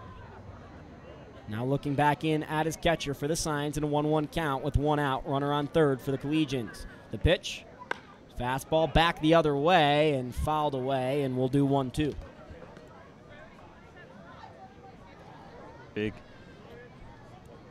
Big pitch coming here for Cowart, or to Cowart, really. And Begant. A big pitch for Taylor, as you'd like to say. 1-2, just missed high. In this situation, runner at third, you're looking for a pop out or a strikeout, preferably. Anything to the outfield will score the run. 2-2. Curveball swung through and missed. Big strikeout from Taylor Begant as he tries to work out of this jam. Seems to have found that breaking ball a little bit more here in these last two batters. Was missing badly with it early on in the inning, but now has been able to locate it within the zone. Well, we'll see if Kix Farrell can get a kicks into this crowd. 2 outs, runner on third. First pitch misses, and Kix Farrell goes ahead like most of the Collegians batters have this inning. Begant's 1-0. Down the third base line, fielded by the Browns over to first, and Barker takes care of it over to Dickerson for out number 3, and the Collegians go down while scoring 3 runs. So 3 runs across in the bottom of the third on what? We got two hits that inning for the Collegians, 2 singles and a couple wild pitches as well as a couple walks, and the Collegians take a 3-0 lead into the top of the 4th. He's Ethan Jordan. He'll take over. I'm Jake Shapiro. I'll be back in just a second.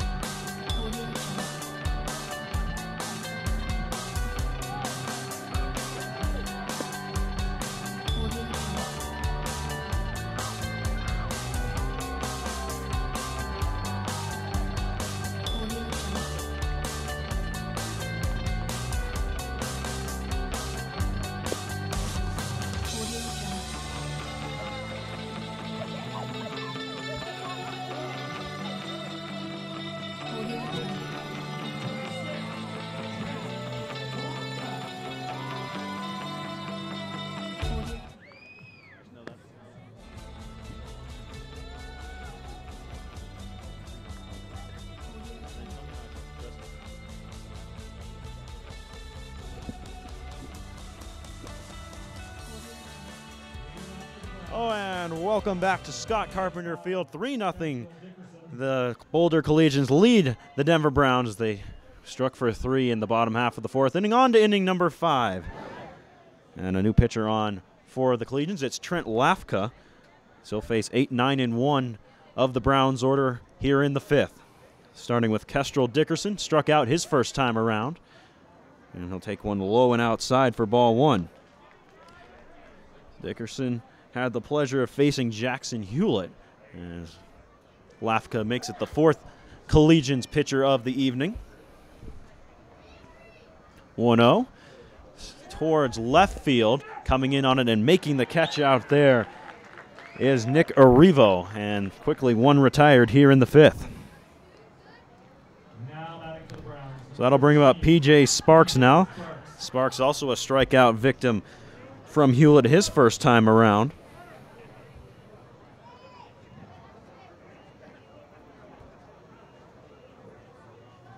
Or rather, pardon me, those guys faced Chris Rodriguez, who came in throwing some heat.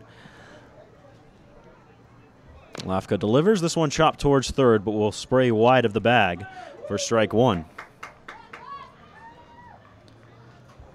Lafka is out of Sorrento, Illinois. Product of Missouri St. Louis, where he just completed his freshman year. 0-1 misses high. Also of note, new catcher in here for the Collegians as Johnny Dowse takes over behind the dish. Dowse, as we mentioned, just graduated his senior year of high school down at Brophy College Prep in Phoenix, Arizona. 1-1 delivery from Lafka misses low. We'll see him behind the dish, certainly as in the DH role. And for a guy like this, he said he was not going to lie. He was nervous coming into his season with the Collegians as it was his first college baseball experience prior to heading to the University of San Diego. 2-1 misses outside as Lafka has lost the handle on a bit here, looking to dial it in now on a 3-1 count to P.J. Sparks.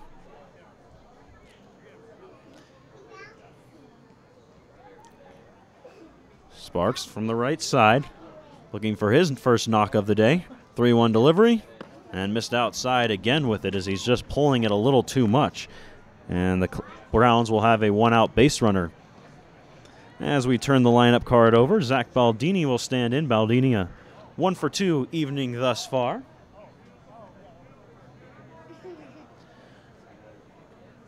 Lafka will certainly look to work it inside, try and maybe draw a ground ball and roll the double play here with the runner at first and one away.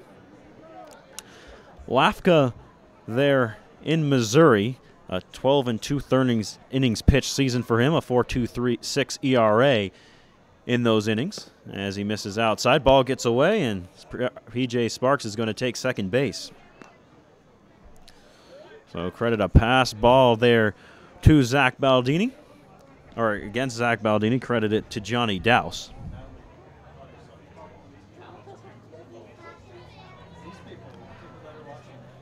One-0 count here to Baldini. Lafka in a bit of trouble now with Sparks at second base. Gives him a couple looks, and here's the 1-0 pitch. Swing and a miss. Pulled the string on him there with the changeup, and it's 1-1. Collegians up 3-0. 4 hits for them, 2 on the side of the Browns. As the Browns have one of their best opportunities of the night with a runner at second and 1 away. Look to answer back to a 3-run spot in the 4th inning from the Collegians here in the top of the 5th. 1-1, missed low with it, and it's 2-1 now on the Browns leadoff man.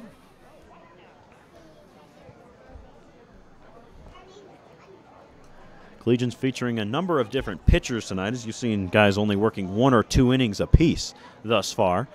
That's the way they're going to do it here tonight, as they did in the scrimmage yesterday. So look for Lafka to go this inning and perhaps next, as a swing and a miss from Baldini may have gotten a piece of it, but the point is moot as it was into the glove of Dowse. Sparks at second, 1 away here in the 5th inning for the Browns as they look to answer back to a 3-run spot from the Collegians. Collegians leading at 3-0 here in the top of inning number 5. 2-2 count here to Zach Baldini. Lafka delivers. That one nearly got a piece of him as he gets away, and PJ Sparks going to pull into third now as once again he moves up a base as the ball is dropped behind the plate from Douse. And the count runs full here to Baldini. Trent Cutler would be next as he waits on base, on deck, and hold on a moment, may have a pinch hitter there as that.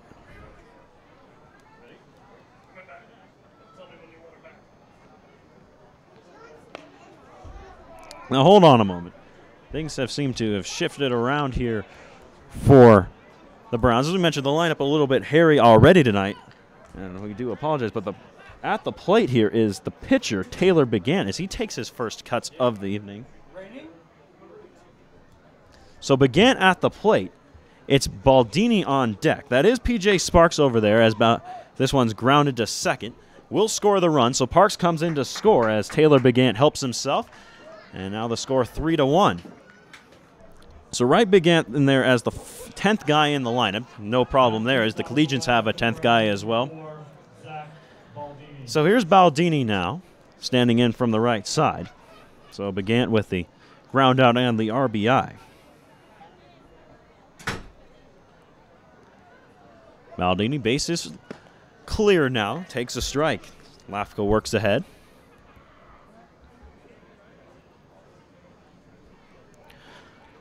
Lafka looking to go into perhaps construction management as he's an electrical engineering major with a construction management minor. Chop towards third. High chop there, fielded nicely. Throw over to first is in time for the out as making the play over there is Logan Cowart. So the Browns strike for one here in their half of the fifth. We'll head to the bottom half. Score 3-1. Collegians lead it right here on the Collegians Broadcast Network.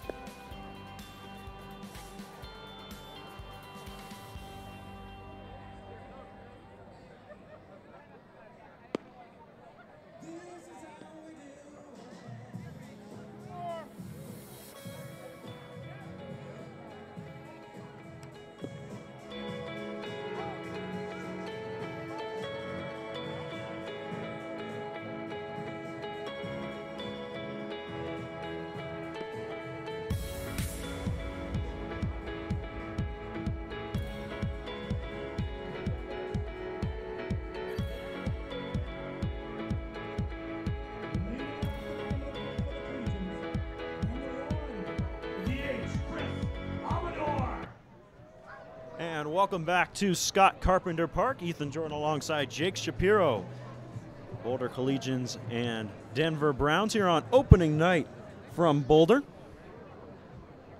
Back to work on the mound goes Taylor Began, and we saw him take an at-bat in the last half inning, and in that at-bat was able to knock in a run as the Collegians lead it 3-1 still. Chris Amador, the batter, now to face him.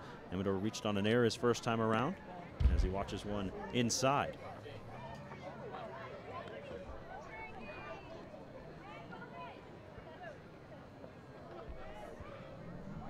Began ready, brings it home. That one right there for strike one. So 2-1 here on Chris Amador here in inning number 5.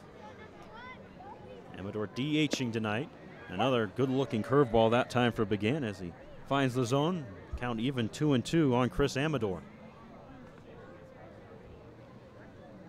Amador was in a 2-2 count when he reached on that air. Swing and a miss. He's gone on strikes. Began records the strikeout. Amador back to the dugout. So here comes Johnny Douse. Took over as catcher last half inning. And now will once again take his turn at bat. Drew a walk his first time around. Looks to reach base here with one down. That strikeout was the second of the evening for Begant. Dowse lines one down the line, and that's a fair ball. Dowse will spin and head towards second as the Browns are having some trouble finding the baseball. Dowse pulls in with a stand-up double, just pulled it past the outstretched glove of the third baseman, Matt Barker. Kind of rolled into that corner over there by the tarp by the Collegians dugout, and they just couldn't find it, and it's a double for Johnny Dowse, who, as we mentioned earlier, has pretty solid speed for a catcher.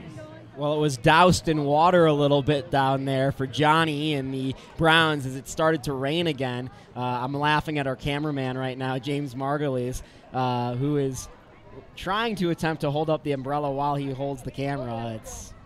It's going okay.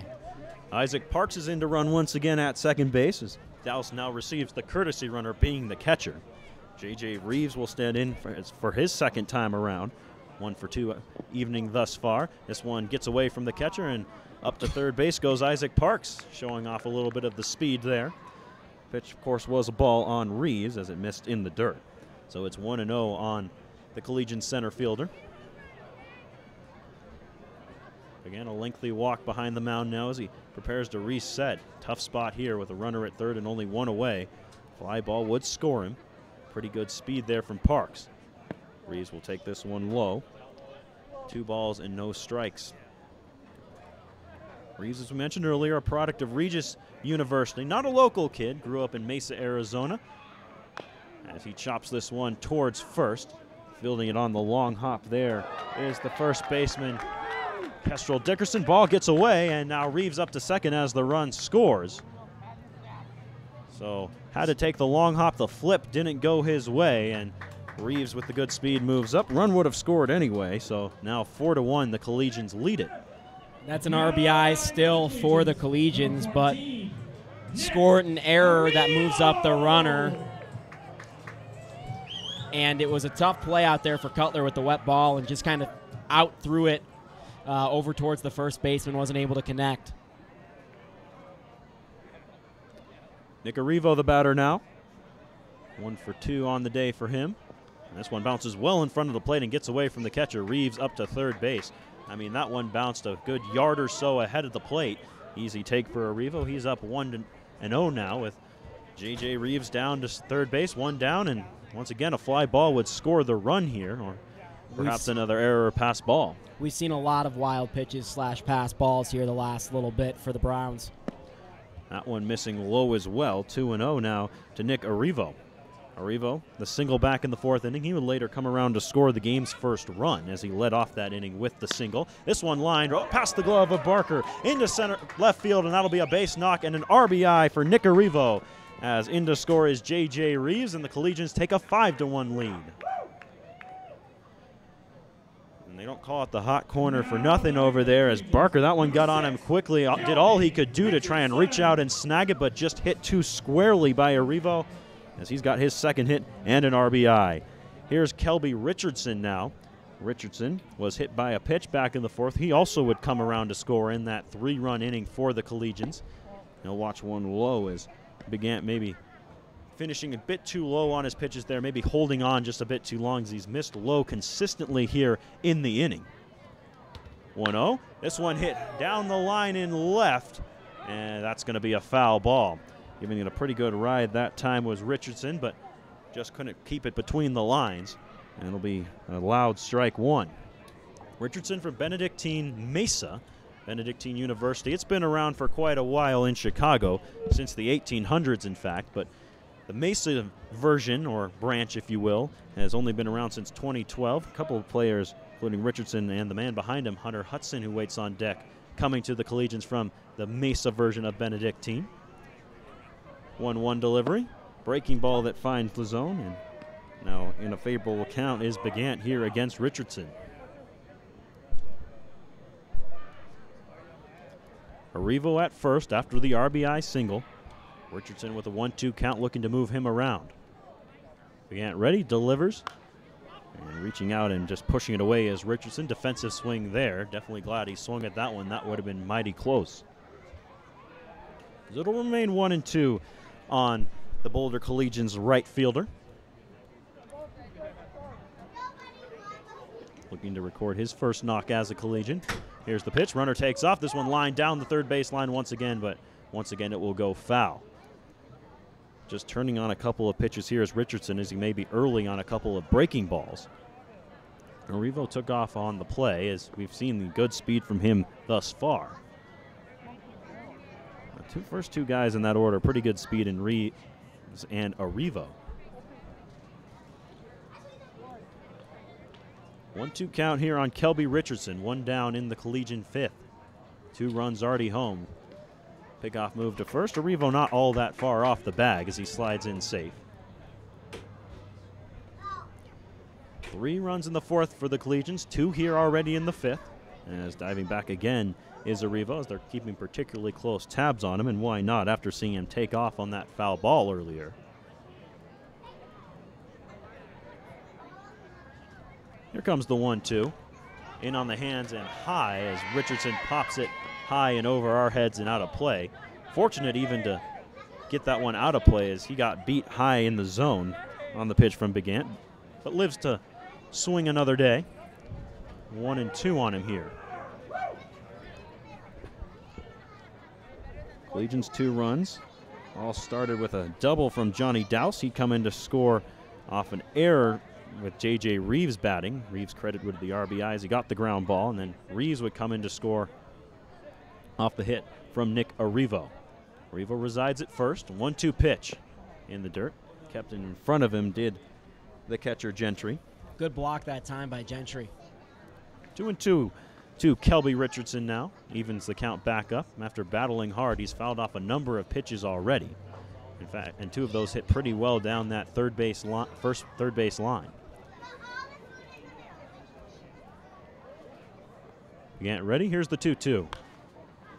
Reaching out and hitting this one down the line towards the Browns dugout. It will get over that dugout and out of play. Big battle here for Richardson. 8-pitch plus at bat for him. Certainly the best at bat we've seen him have in the Collegians, though it's a small sample size, of course, only his 3rd at bat. He was hit by a pitch back in the 4th, as we mentioned, came around to score. Rain has really picked up here at Scott Carpenter Park. Not only the umbrellas out in the crowd, but umbrellas now in the dugouts, too. Rain prior to the game, but stopped just in time for game time as Arrivo takes off and the pitch in the dirt, so he'll swipe second easily. And the rain let up, as we said, just before game time. Sun came out, and beautiful weather up until about 10 or 15 minutes ago or so, and the rain decided to come on back here to Boulder. 2-2 pitch.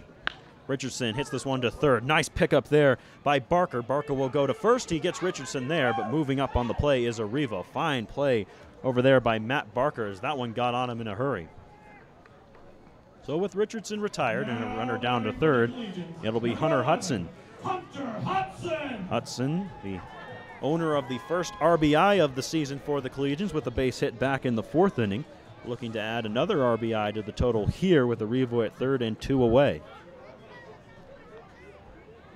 Hudson, as we mentioned earlier, another product of Benedictine Mesa. Switch hitting catcher and first baseman. Can play some third as well, we're told. Standing in from the left side again here against the righty Begant. First pitch to him is low and inside, and that's really been the spot the Begant's missed, is that low inside spot to lefties, low and outside to righties. 1-0 here on Hunter Hudson. The runner at third is Nick Arrivo after his RBI single. That one misses as well, so it's 2-0 here to the Collegian first baseman. Hudson going to work his time between first base and catcher this year. He and Turner Davis will share the duties at catcher for the most part. This one's in for a strike. Johnny Dowse, of course, going to play some catcher as well, as we've seen him do today. And just all 3 of those guys, you're going to see them in the lineup a lot together. And coach is just going to work them around, you know. Well, he's at first base. Now we can switch these guys around. Really gives the catchers a break. And the 1-1 is popped high in the air out behind second. Calling for it and making the catch there is Trent Cutler. And that will end the inning. Collegians strike for 2, however. They lead it 5-1 as we head on to inning number 6 here from Scott Carpenter Park. Back in a moment here on the Collegians Broadcast Network.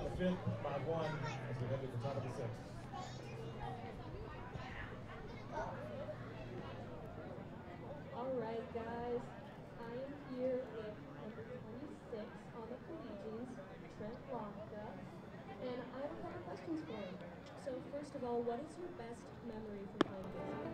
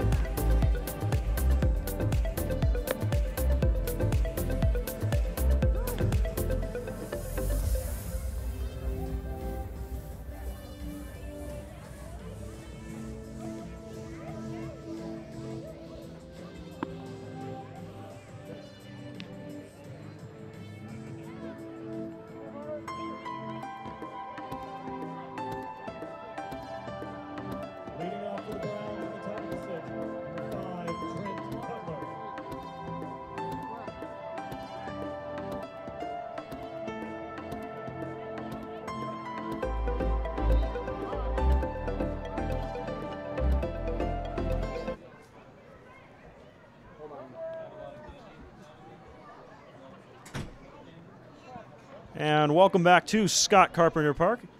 Collegians and Browns here on opening night. New pitcher for the Collegians is Hunter Shrug as he fires in a strike to the first man he sees, that being Trent Cutler, the two-hole hitter. Top of the sixth inning, Collegians up 5-1. Shrug comes from Duane College in Kansas. 1-0 missed inside as he looked to break off the curveball, just didn't quite finish it out in front, and it's 1-1. Collegians struck for 2 back in the fifth inning, giving them that 5-1 lead. They now have 6 hits as opposed to the 2 from the Browns. Chop towards third, kicks for Farrell up with it. Their throw to first, not able to be dug out by Hudson, and safe at first base is Cutler. Tough play. The throw was low, especially with the wet dirt. You're used to a certain consistency of dirt, a certain height of bounce, and when the dirt gets wet, the bounce can be a little less. Tough to pick out there for Hudson. So that'll be Brendan Gentry now, as we'll see a courtesy runner perhaps come on, or a pinch runner. Who knows? We'll try and get you a name on that here in just a moment. Brendan Gentry, the batter now. 0 for 1 day for him, has also been hit once by a pitch in the first inning. Ball in the dirt, good block behind the plate from Dowse.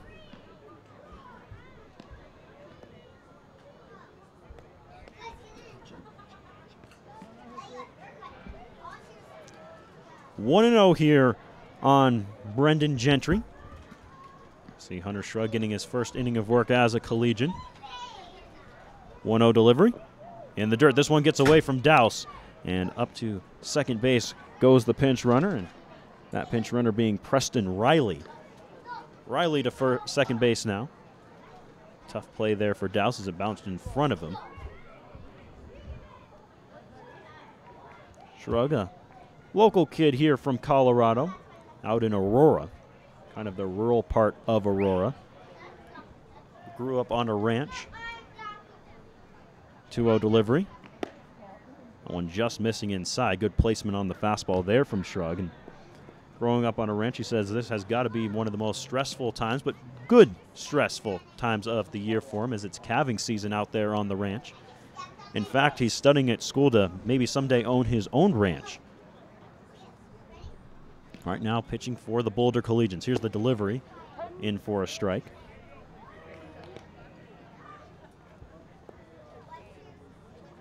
(5-1) the score as the Collegians lead the Browns. Browns having a chance to try and get something going here with a runner at second and no one away. And their 3-hole hitter, Brendan Gentry, at the plate. Trenchy will watch this one low. That's ball 4, and he's down to first with a no-outs walk, and now runners at first and second for Michael Frank. Shrug is really struggling here early on. It's not easy to come back from an error sometimes, and I think that's what we saw in that next at bat. Now the task for him is for the issues to not confound. Frank an 0 for 2 evening thus far, and for Shrug, it's a chance to make up for that error perhaps for the fielders, try and get them that double play ball here. Breaking ball missed in front of the plate, gets over the head of Dowse, and both runners going to move up 90 feet. One bounced so hard off of the dirt there, it bounced over the head of Johnny Dowse. So another pass ball, wild pitch, probably credit that one as a wild pitch. Number of those from both sides here recently in the ball game. And now runners at second and third, and a 1-0 count here on Michael Frank. So big situation for the Browns to try and get back in this ball game, down 4 runs. 1-0 to Frank, swing and a miss. Pulled the string on him there with the changeup. Frank was out in front, and the count even at 1-1. Runners on the base paths. Over there at third base, it's the courtesy/pinch runner Preston Riley, and Brendan Gentry at second. This one bounces off the chest plate of Dowse, keeps it in front of him. Both runners going to stay put. Shrug covered the plate. Dowse was able to recover in time.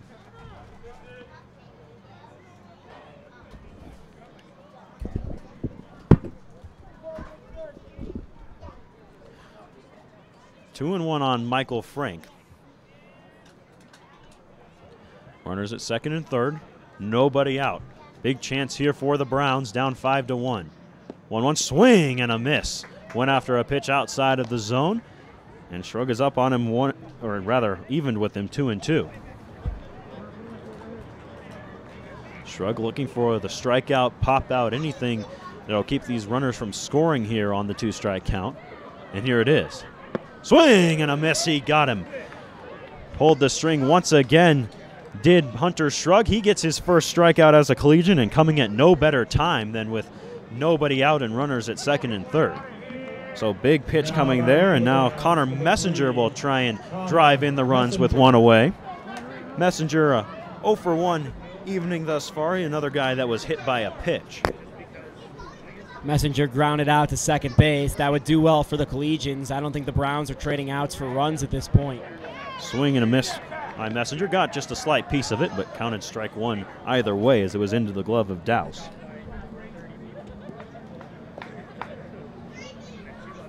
One here to the former Collegian Connor Messenger. Going to do some damage here against his old team with 2 runners in scoring position and 1 away. 0-1 pitch, breaking ball. Just missing high. Shrug thought he had strike 2. Home plate umpire saw it differently, and it's 1-1. I guess it missed high. Don't know where else it would have missed.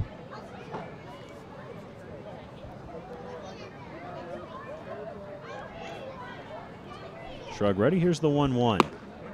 That one misses high as well. Messenger checked his swing. He'll confirm with the field umpire. He says yes, he did. So it's 2-1, as in yes, he did check his swing. Field, as you can see, straight away. They've mostly been straight away tonight. Of course, seeing a new team, not going to really have much of a scouting report to play on. This one inside, and now 3-1 here on Messenger. Good hitters count. Sorry, Ethan. Still trying to work out the kinks between us and communication, but Shrug at risk of walking his second batter of the inning here. First base is open. Matt Barker waits on deck. 3-1. Popped high in the air, out around the second base area. Calling for it and settling under it and making the catch out there is the second baseman, Logan Cowart. Or rather, pardon me, that's Jimmy Hollinger making the play. Going to talk with Eddie Toledo about moving his infielders around the whole game. Certainly want to get his opinion on that. Of course, it's the first game of the season, see where guys fit. I meant more talk about it so it's less confusing for us. Yeah, maybe see if he has some kind of pattern to it. The big issue out there is that Logan Cowart and Jimmy Hollinger are both rocking the flow. So it's hard to tell them apart. Pretty similar looking guys. One from, I believe, Texas, the other a local guy from Metro State. This one misses outside. 2-0 here to Matt Barker. He takes his second at-bat, flew out in the second inning.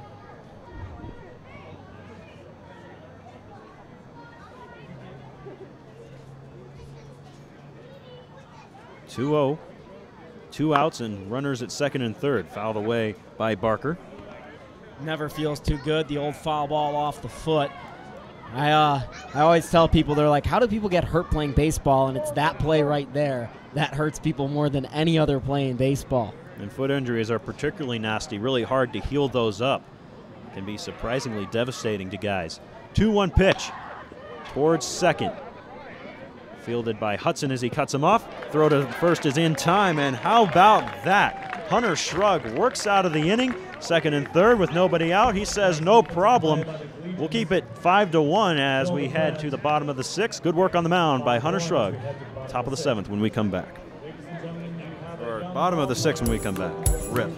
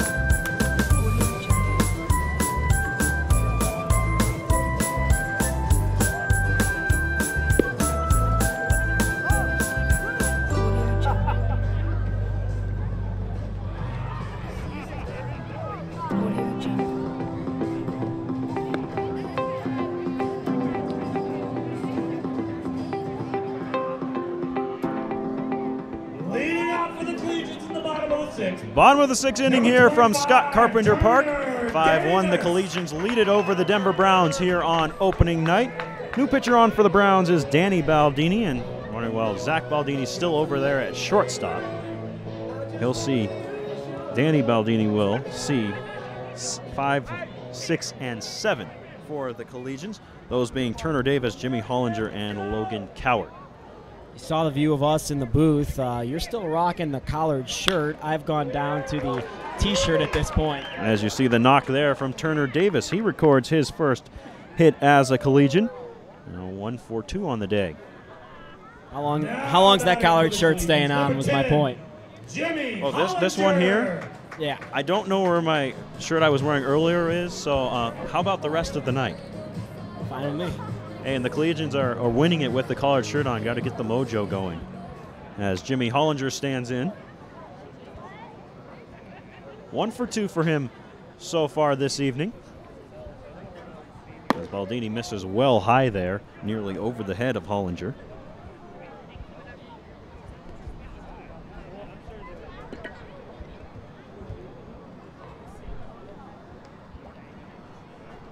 (1-0) here on Jimmy Hollinger.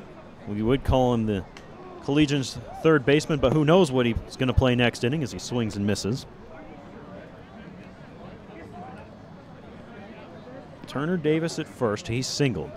1-1 here on Jimmy Hollinger as the Collegians look to add on to a 5-1 lead. 9-inning ball game tonight.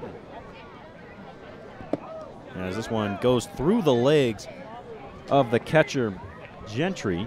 Up to second goes Davis. Little nutmeg there, as they call it in soccer. Gentry's had some issues all game long there, and We got a loose ball on the field now coming down from the Browns bullpen because the Browns are getting some guys warm in the bullpen. Temperature has dropped. Speaking of warmth, a lot of hoodies now rocked around the field, and of course a couple rain jackets. Rain has let up quite a bit. In fact, I think it's stopped for the most part, hopefully for good. 2-1 here on Jimmy Hollinger. RBI chance. Here it comes, and well high again as Baldini not finishing out in front there on that pitch. And it's 3-1 on Jimmy. Davis at second after a single and a pass ball. 3-1 right there for strike two, and the count runs full.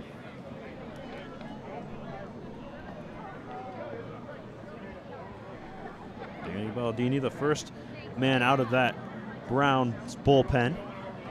Taylor Brigant going 5 innings, giving up the 5 runs. As this one misses high, and it's ball 4. Jimmy Hollinger draws a walk. First base was open, but that brings up Logan Cowart here with still no one away. Number 8, Logan Cowart. Cowart, last time up, struck out. He walked, so 3 true outcomes kind of day for Cowart. He only needs 1 more outcome, and boy, would that be nice for the Collegians right here.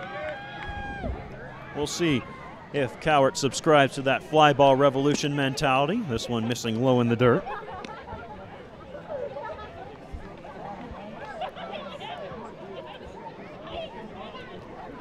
Not a lot of good pitches to hit yet coming from the arm of Baldini.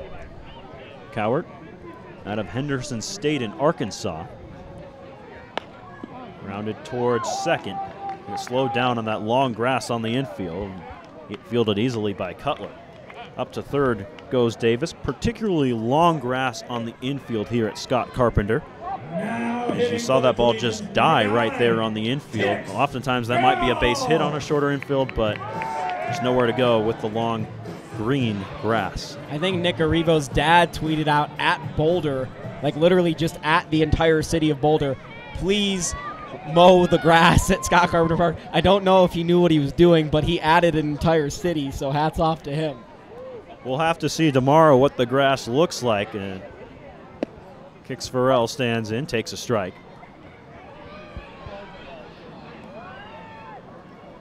Second and third here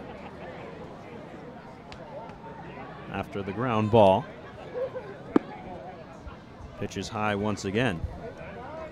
A lot of misses high for Baldini so far. And if you're going to miss high out of the zone. Miss high in the zone, that ball's liable to be crushed. 1-1 to Farrell. Line towards short, making the catch there and doubling up. Turner Davis at second base is the shortstop, Zach Baldini, helping out his sibling there as he makes the nice play. And that will end the inning. 5-1, Collegians lead it.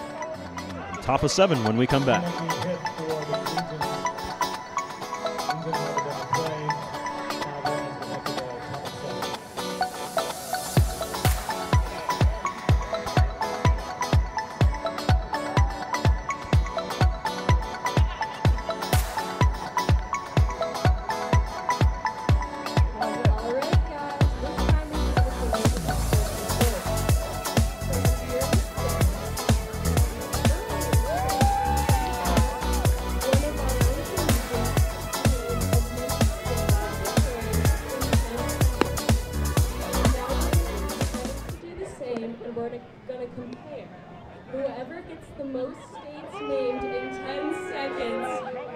Wins the competition.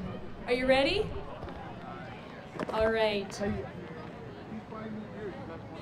Alabama, Arizona, Alaska, Vermont, North Carolina, South Carolina, Montana, North Dakota, South Dakota, Vermont, New Hampshire, Utah, Wyoming. Time's up. All right, let's see how. All right, let's see how our collegian Johnny Douse did earlier today. Florida, Georgia, Oklahoma, New York, Virginia, West Virginia, Mississippi, Nebraska, Kansas, Colorado. All right. Hello. All right. Seems like. Hello?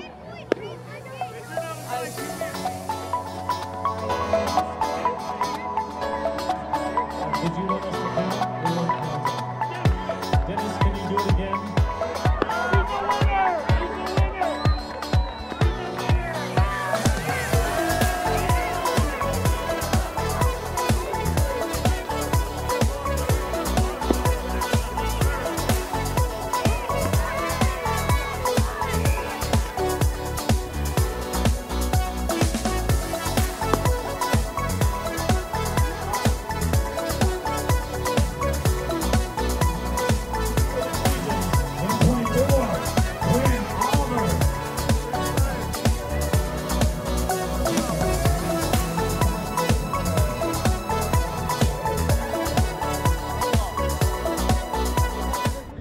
Quinn Oliver on here in the top of the 7th inning for the Collegians.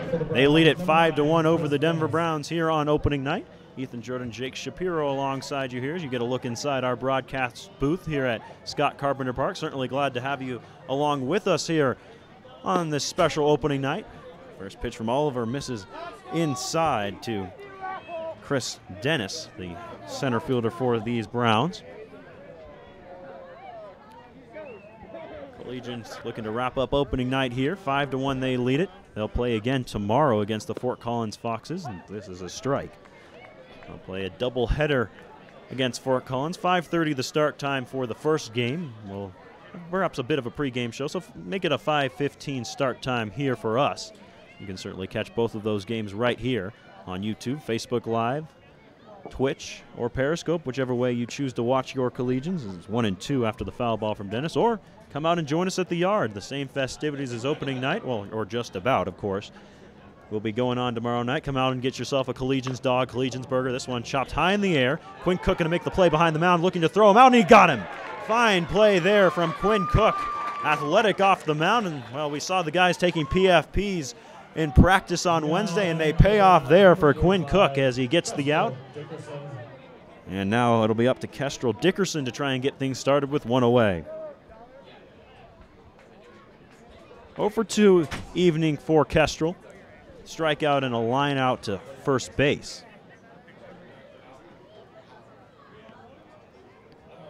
Dickerson, that left-handed batter against the righty here, as this one goes back to the screen and into our shotgun mic, as you heard it there.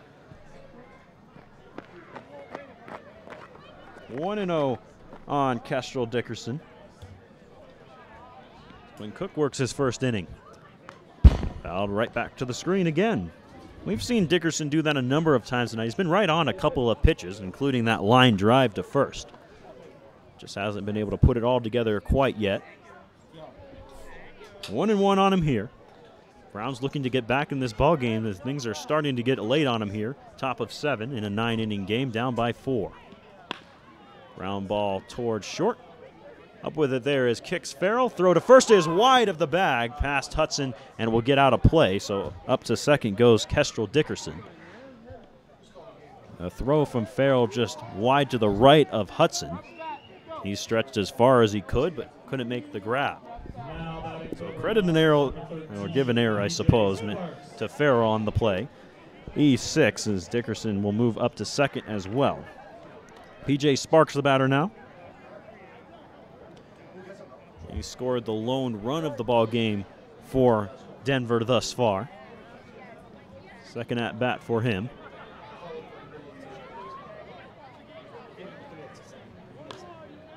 Fouls this one away on the first pitch he sees from Cook. I told you earlier in the ball game, going to be plenty of pitchers getting work in here tonight, and certainly hasn't disappointed as we've seen 5 different pitchers now, or pardon me, 6 different pitchers for the Collegians thus far.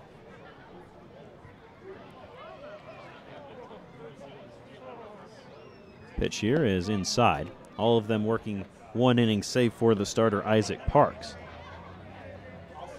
1-1 on PJ Sparks. He'll stand in. Quinn Cook looking for to keep something on the infield here. Hold that runner at second base. 1-1 delivery.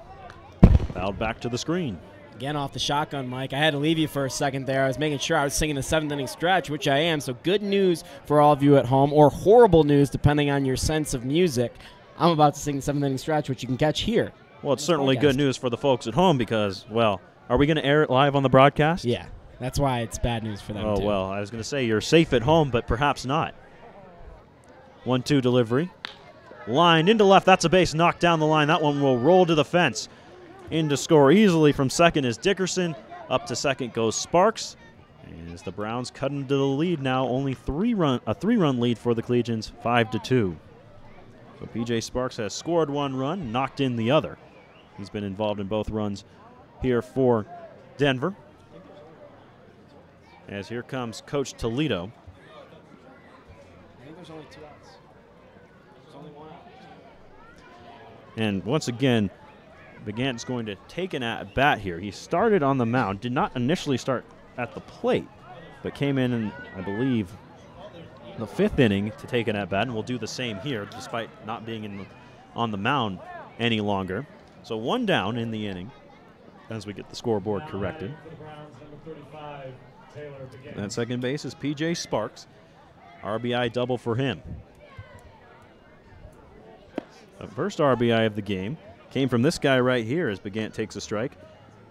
Knocked in Sparks with an RBI ground out. We need a little more than that ground out to knock him in here. As he tries to help himself out as he's on the losing end of this one currently. This one through the legs of Douse. P.J. Sparks will move up to third. So now that ground ball will do the job with Sparks up 90 feet now.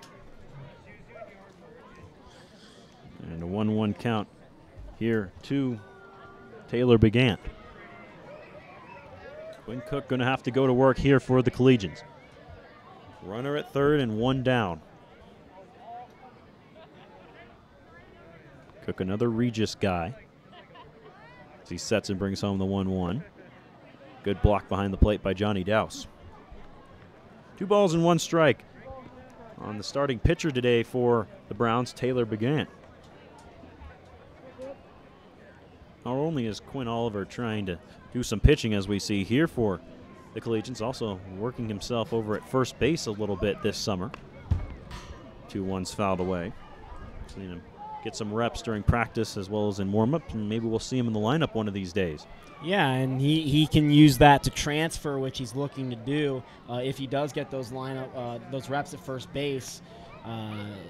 Feature somewhere else for some other team because, you know, he was recruited to be a pitcher. 2-2 count here, and for Oliver, the reason he's transferring, he says Regis is a fine school, but it doesn't have the engineering program he wants. 2-2 is chopped foul out of play, and, well, not out of play, but a foul ball, so we'll do it again, 2-2, and he wants to major in engineering. Regis doesn't offer it, so he's trying to find somewhere else where he can do engineering and baseball. And the type of engineering any type of engineering is hard, but he wants to go into aerospace engineering. Yeah, she's absolutely fascinated with Tesla and what they're doing with SpaceX, wants to be a part of it. The 2-2 is lined into left field for a base knock. That will score the run. Parks in to score the 3rd run of the ball game for Denver. As Begant notches his 2nd RBI of the day, so good work by the pitcher at the plate. It's becoming a tight game here in Boulder, Colorado, now 5-3. Boulder with 7 hits, and the Browns with 3 hits, both teams with a couple errors to boot, but Collegians are going to need some good pitching here down the stretch as they look for their final 8 outs. Zach Baldini stands in, hits this one high in the air to left center field. This one is back and into the skate park. A home run for Zach Baldini as he ties this game at 5. How about that? You said this game was getting tight, and it just got a whole lot tighter, as tight as it can get, in fact, 5-5 as we are tied. Zach Baldini, the big 2-run home run. Oh, Baldini rounds the bases. And Trent Cutler will have a chance now with the bases clear. 4 runs already in the inning against Quinn Oliver. And as a pitcher, it can almost be just a little bit of a relief to have the home run hit off you. Obviously, you don't want to have the home run hit, but you can kind of reset your mind in a sense with the bases clear. We'll see if Oliver can do that here against Cutler.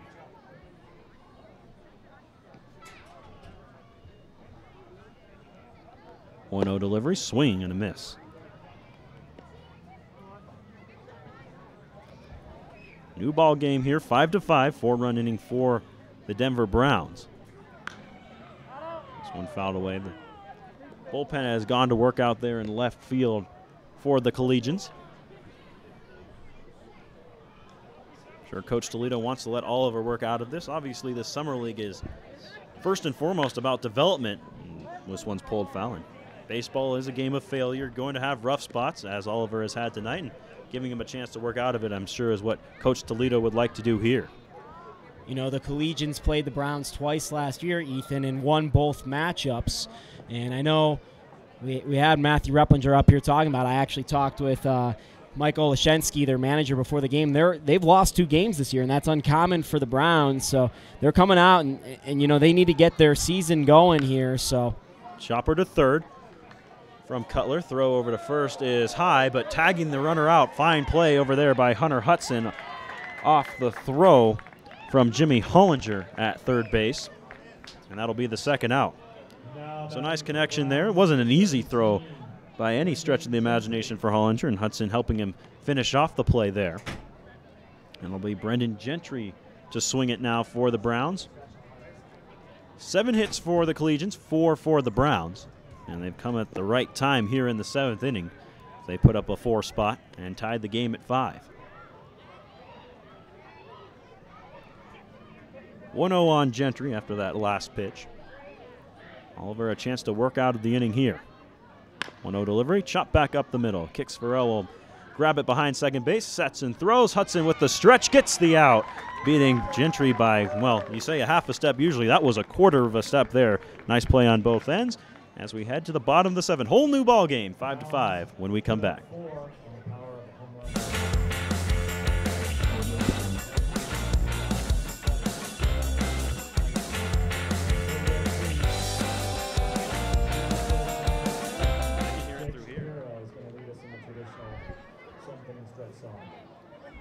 All right, everybody, let me hear you. We need some runs here. Take me out to the ball game. Take me out to the crowd.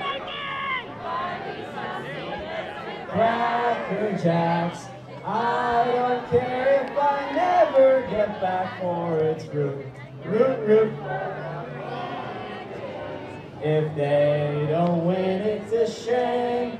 For a 1, 2, 3 strikes, you're out at the old ball game. All right, let's get some runs, Collegians. Let's go.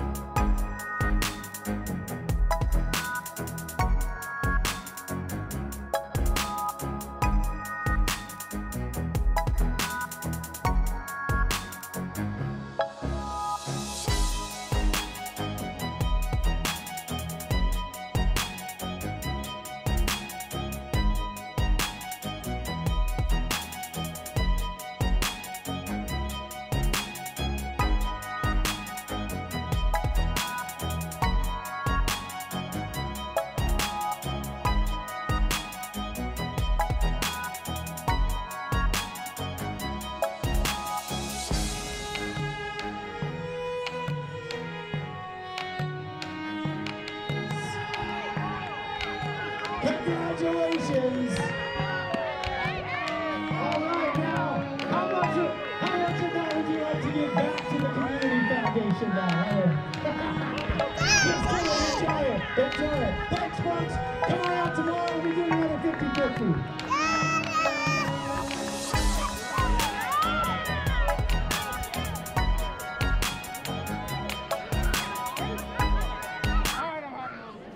Five ball game here in inning number 7 as the Collegians come to bat looking to answer back to a 4-run top of the 7th inning from the Denver Browns. And they'll do it with the bottom part of the order. Kicks Farrell was the last out, so it'll be Chris Amador to lead things off. This one is sprayed foul over the head of Johnny Dowse, who waits on deck. don't know if you saw that, Ethan. We had a 50-50 raffle for the first time here at Scott Carpenter Park. 0-1 delivery.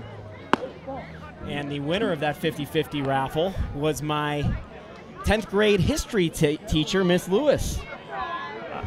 Any foul play there? It just seems a little fishy to me. I just ran up to her and told her the fix was in, but the fix was not in. I don't know how I would have fixed that, but the fix was in. I don't know. I saw you down there on the field while they were drawing it. You never know. A little sleight of hand. When I was doing the 7th inning stretch, I stopped by and gave a little sleight of hand there. How was that 7th inning stretch, by the way? Not too bad?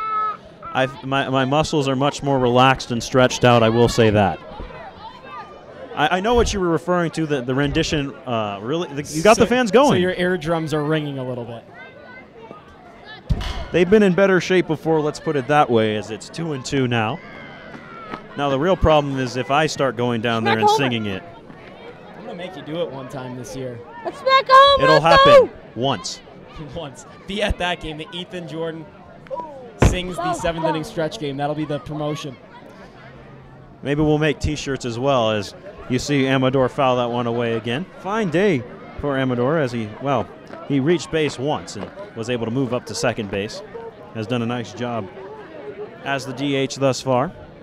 He's put together some good at-bats. You do see the strikeout, you see the reaching on the air, you see the 0 for 2, but he really has put together some quality at-bats going deep into some counts. Picked up a stolen base as well.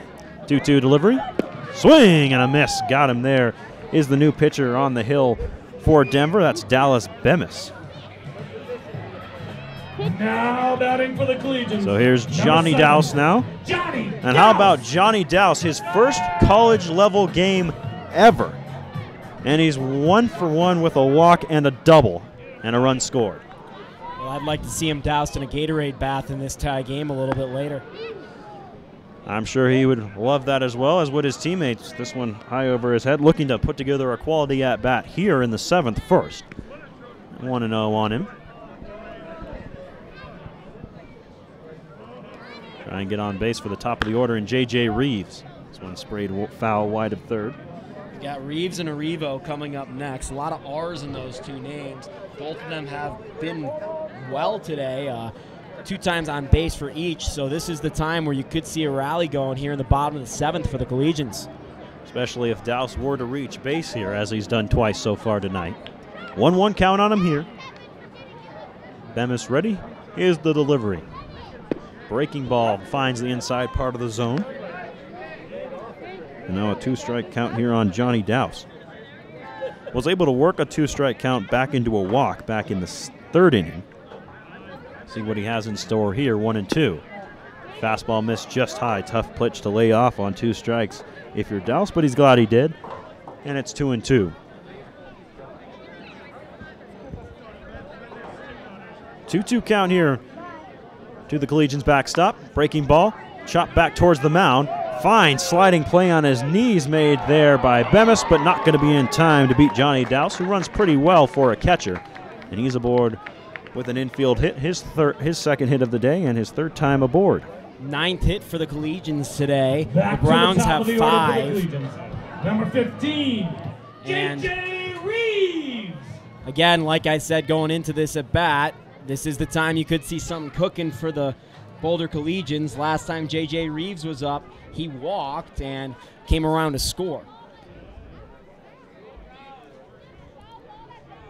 Reeves ready. Pitches inside to him for ball 1. In fact, that's the Collegians' last run. It happened in the 5th inning.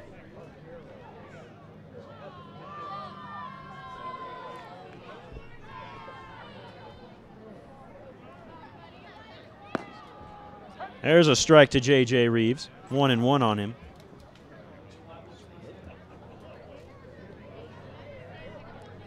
Runner at first. It's Johnny Dowse. Reached on a infield single. J.J. Reeves looking to get something started in a 5-5 ball game here in the 7th. Breaking ball that he takes the other way down the line. That's going to fall for a base hit. Gets by the left fielder. Dowse was going hard through second. In fact, it's the courtesy runner. That's Isaac Parks. Parks running into score, and he is safe at home plate. And the Collegians take the lead. J.J. Reeves coming through with the RBI double. Parks got the start today. It was a good start for the Collegians. They're doing a great job running the bases all the way from first. He comes around to score as the bounce trickled past Frank in deep left field down the line, and Reeves has the go-ahead hit at this point in the bottom of the 7th, 6-5 Collegians. Collegians not done yet with 1 down and a runner at second as Nick Arrivo stands in. 2 for 3 day for him. A couple of singles, including scoring the game's first run for the Collegians. Looking to drive one in himself right here. Already has 1 RBI on the day. 1-0 on him now.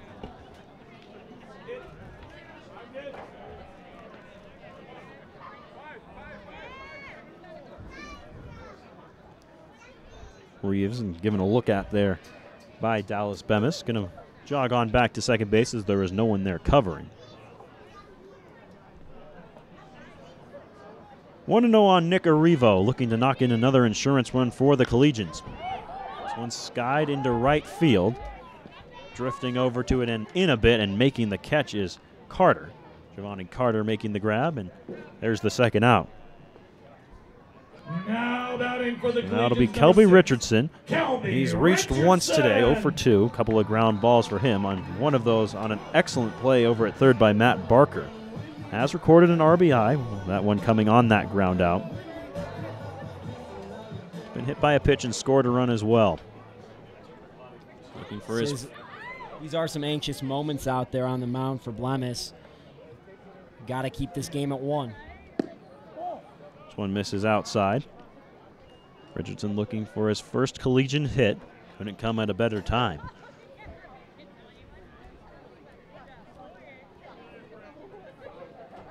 Bemis brings it home. Just missing the outside corner once again, and it's 2-0 on Kelby Richardson. 6-5 Collegians lead it as they struck for 1 here to break the tie in the 7th inning. 1-0. Left upstairs there by Richardson. And rather, I believe that was the 2-0 pitch, and now it's 3-0.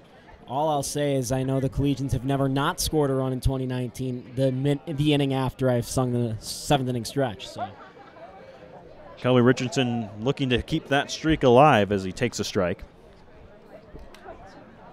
J.J. Reeves has great speed out there at second base. Any ball in the outfield, you got to expect him to score. A 3-1 misses inside, and down to first base goes Kelby Richardson. So they've set up the force play with Hunter Hudson coming up. Hudson 1 for 3 today. Now batting for As you see the graphic there, Hudson from Benedictine College, native of Chandler, Oklahoma. Benedictine, of course, in Mesa, Arizona, the Mesa branch of the storied university, or rather college, I should say. First and second, 2 down. Hudson looking to give the Collegians some insurance. Grounded towards third. Going to be a tough play as Barker fires to first and gets the out. Nice charging play there from the former Rockies minor leaguer. And the Collegians are done here in their half of the inning. 6-5. They lead as they strike for 1 off the base hit from the double, I should say, from J.J. Reeves. We're on to the 8th. 6-5 Collegians.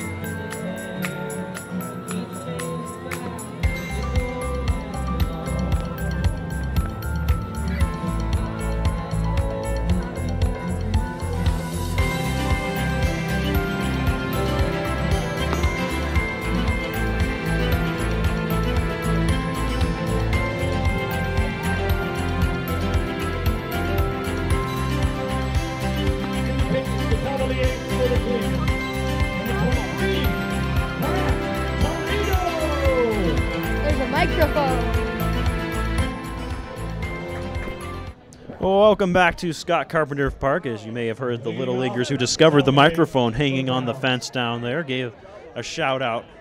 Plenty of Little Leaguers in the park tonight, and they've got a great ball game to watch here. 6-5, the Collegians lead it as we begin inning number 8. Brent Toledo comes on to pitch for Boulder, missing low and outside for ball 1. You'll see Michael Frank, Connor Messenger, and Giovanni Carter here in the inning. Toledo missing high with that one, 2-0 on Frank.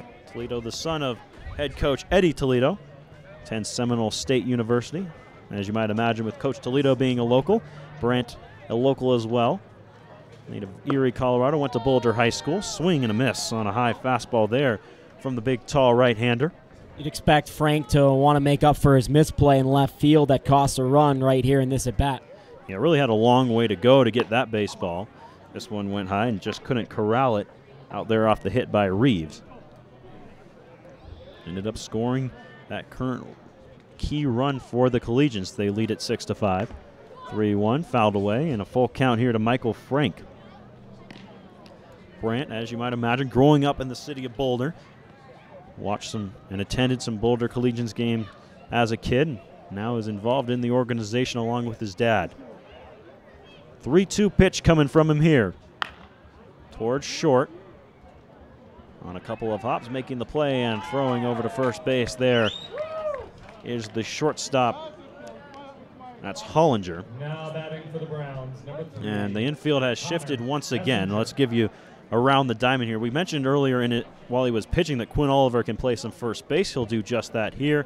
Kix Farrell is at second. Jimmy Hollinger plays short. And now in at third base is the starting catcher, Turner Davis. Davis can play catcher as well as both corners. We saw him play first base in the scrimmage yesterday. First pitch from Brant Toledo to Connor Messenger, misses low and in the dirt.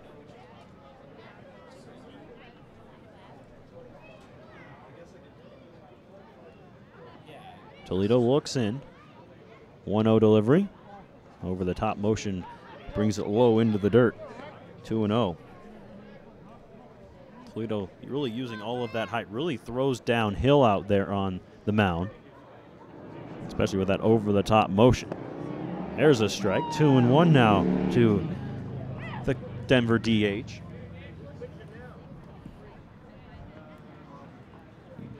All these guys, you know, this is really a developmental league. That's the whole purpose of all of these summer leagues, from the Cape Cod League to right here in the Rocky Mountain Baseball League, is to get the guys ready for their college season. You saw that one miss high. And for Brant Toledo, his goal is really to work on throwing a lot of strikes, as he misses there. And well, I'll take the blame for that one. Some broadcasters curse. I'm talking about him throwing strikes, and he walks a guy. So Messenger down to first, as Giovanni Carter, I believe, will be the batter if they keep the pattern going of switching out Barker and Carter. It is, in fact, Giovanni Carter in from the right side. Carter, back in the fourth, had a base knock. Would like to repeat that performance here as the Collegians try and even this one up at 6. They currently trail it by 1.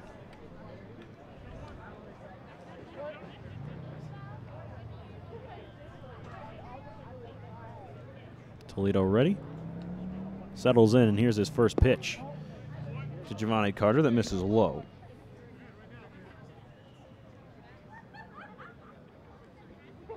Be interesting to see who the Collegians bring in the 9th to try and close this one down. Obviously, with a team that has been together all of 3 days. Big swing and a miss there from Carter. Got fooled on a high fastball that time from Toledo. And with a team that has been together, like I said, for 3 days, literally 3 days. They've had 2 practices and a scrimmage the 3 days leading up to this. Well, who's the closer? We don't really know yet. So we'll see who they try out tonight, should they keep the lead here in this half inning. Speaking of closers, last year's closer, S.J. Mousseau, is a local kid, and he actually came out to support the Collegians today. Stopped by, had a conversation with him. Great to see him. Got some good news from him as well. He's actually going to be attending Upper Iowa University next year, D2. He transferring from JUCO. Said his decision to go to Western Nebraska was the best decision he made, and he's currently working at getting his velocity up to about 90 miles an hour. So hats off to SJ. His dad, a very famous ref in National Hockey League, Butch, and comes from a great family of athletics, so hopefully SJ will be able to continue in his continuing of that tradition. Good to see Collegians doing good things after coming through the program. Nice to see them in attendance as SJ is tonight. 1-2 delivery. Breaking ball. Strike 3 called. He got him on the breaking ball.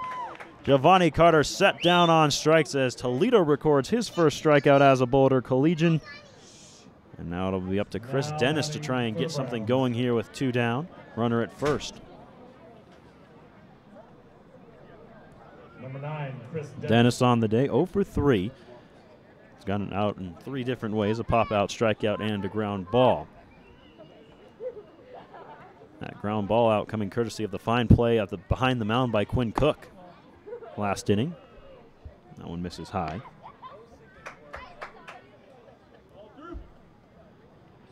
Collegians will be back here at Scott Carpenter Park tomorrow, 5:30 start time to a doubleheader with the Fort Collins Foxes. And Jake mentioned earlier in the broadcast, it'll be the Foxes' first game here in the Rocky Mountain Baseball League. Throw down to first. It is in time. Hunter Hudson back picking. He got Connor Messenger hung up, and that will be the 3rd out. So former Collegian was hung out to dry out there. Hudson makes the play, saves the pitch count of Toledo, and holds the lead at 1 for the Collegians. They try and add on when we come back. 6-5, Collegians lead it, headed to the bottom of the 8th.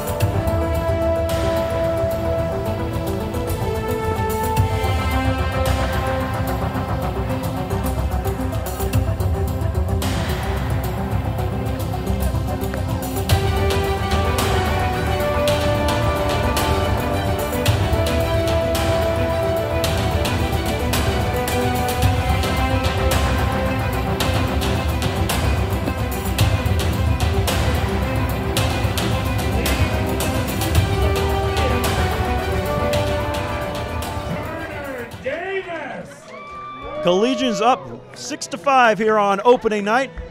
Bottom of inning number 8 as Turner Davis stands in. 5, 6, and 7 for the Collegians. They'll see a new pitcher out on the hill. It's James Hauser. Big, tall, sidearm lefty. Maybe kind of like that if you're Turner Davis. Pitch is going to come into you, maybe get in that wheelhouse of his. We'll see what he has in store. Comes inside, took a big hack at it, but couldn't come up with anything. So 0-1 here on now. Call him the third baseman for the Collegians. We've seen guys move around plenty as Davis started at catcher, now is at third base. He can play first base as well, did so yesterday in the scrimmage. 0-1 delivery to him is high. I actually stretched pregame with Davis. I wasn't doing much stretching, but he was. He was trying to get to know his starter there at the start of the game, Isaac Parks, a little bit. They were having a good time out on the field before the rain came and kind of ended that. 1-2 on him here. And seemed to have a good handle of his starter, knowing what pitches he wanted to throw in what situations, especially since they've never worked together before. Davis, a very personable guy from the great state of Georgia. 1-2 is fouled away. He's played in a number of summer leagues before, just wrapped up his junior year at Savannah State down there in southeastern Georgia, right on the coast. He's played in the prestigious Cal Ripken League previous to this, I believe last summer. And we talked to him yesterday during the scrimmage, had quite a ways to go to get here, a 24-hour drive out from Savannah. It's just about as far away as you can get from Boulder, Colorado in the United States. The 1-2 swing and a miss, got by the catcher. Davis going to try and beat it out, and he will do just that. So a drop third strike, and Turner Davis is aboard. Credit the strikeout, however, to James Hauser as he picks up strikeout number 1 on the evening. Now batting for the Collegians, number 10, Jimmy Hollinger. Here's Jimmy Hollinger. 1 for 2 day for him. Has a walk as well and made the play of the day out at third base. A diving stop going to his left off one hop, threw it across the bag and got the out. Helped out by a nice stretch from his first baseman, Hudson. And we'll watch this one there for strike 1.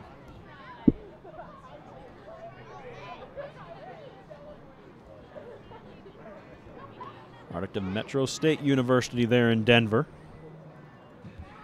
Pitches inside, and it got a piece of Jimmy Hollinger, so he's down to first. Up to second goes Turner Davis. Chance to add some insurance here in the bottom of the 8th for the Collegians. They got to get down to the Amador Douse duo at the bottom of the lineup that have been so solid today. Logan Cowart. Logan Cowart and Kix Farrell, the bridge to that part of the lineup. Cowart 0 for 2, has reached on a walk.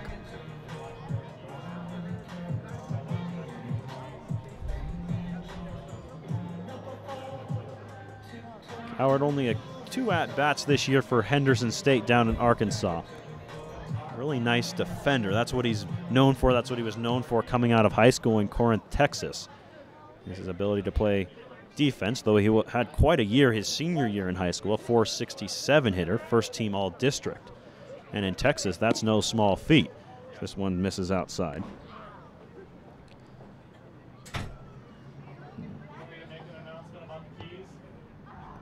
You're wondering where is Henderson State. It's a D2 school in the Great American Conference. That one goes off the face mask of the catcher, Gentry. I told you yesterday I was doing the North Boulder Little League Championship game. I actually once umped Brennan Chatham, who is our PA guy in the North Boulder Little League Championship game. I think he won. His son Dorsey was a pitcher. He's here. But I took one of those off the face last night, and my ears are still ringing, dude. I might have a concussion.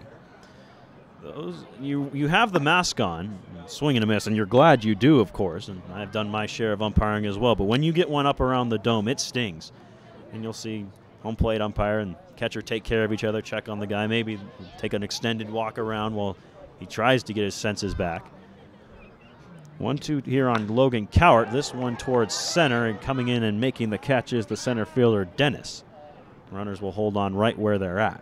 So Cowart is retired for the first out of the inning, and Kix Farrell will look to drive in the run. For the Collegians, number 9, Kix Farrell. Farrell, a tough day at the plate, 0 for 3. Brennan, you guys won the North Boulder Little League Championship back when you guys were... Yeah, I thought so. Yeah, they did. And it was all behind Dorsey's right arm. Yep. Oh, yeah, no doubt. So there you go. Brennan Farrell, is the batter now, or sorry, Kix Farrell, mixing up names there. And Chris Rodriguez, who you saw pitch in the second inning, he's been taken in by a North Boulder Little League family for the summer. So the connections between the two organizations do run deep. I've been trying to hammer that point home. Certainly the Collegians, deep roots in the baseball community here in Boulder. 0-2 now to Kix Farrell. A couple of local Boulder products on the field for the Collegians tonight. Notably Brent Toledo, who we saw pitch that 8th inning for the Collegians. A scoreless 8th inning, I might add. 0-2 here to Kix Farrell.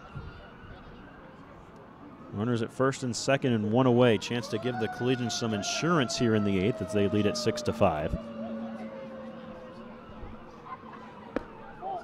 That one just missing to Farrell as he watches one go by. Hauser trying to work out of it with no damage. Is certainly the smaller the deficit in the 9th, the better. 1-2 delivery.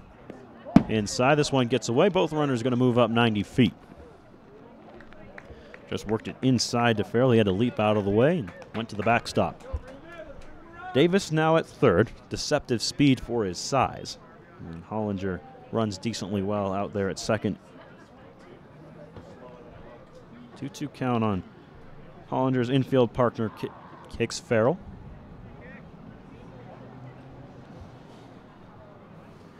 Farrell, a Texas native.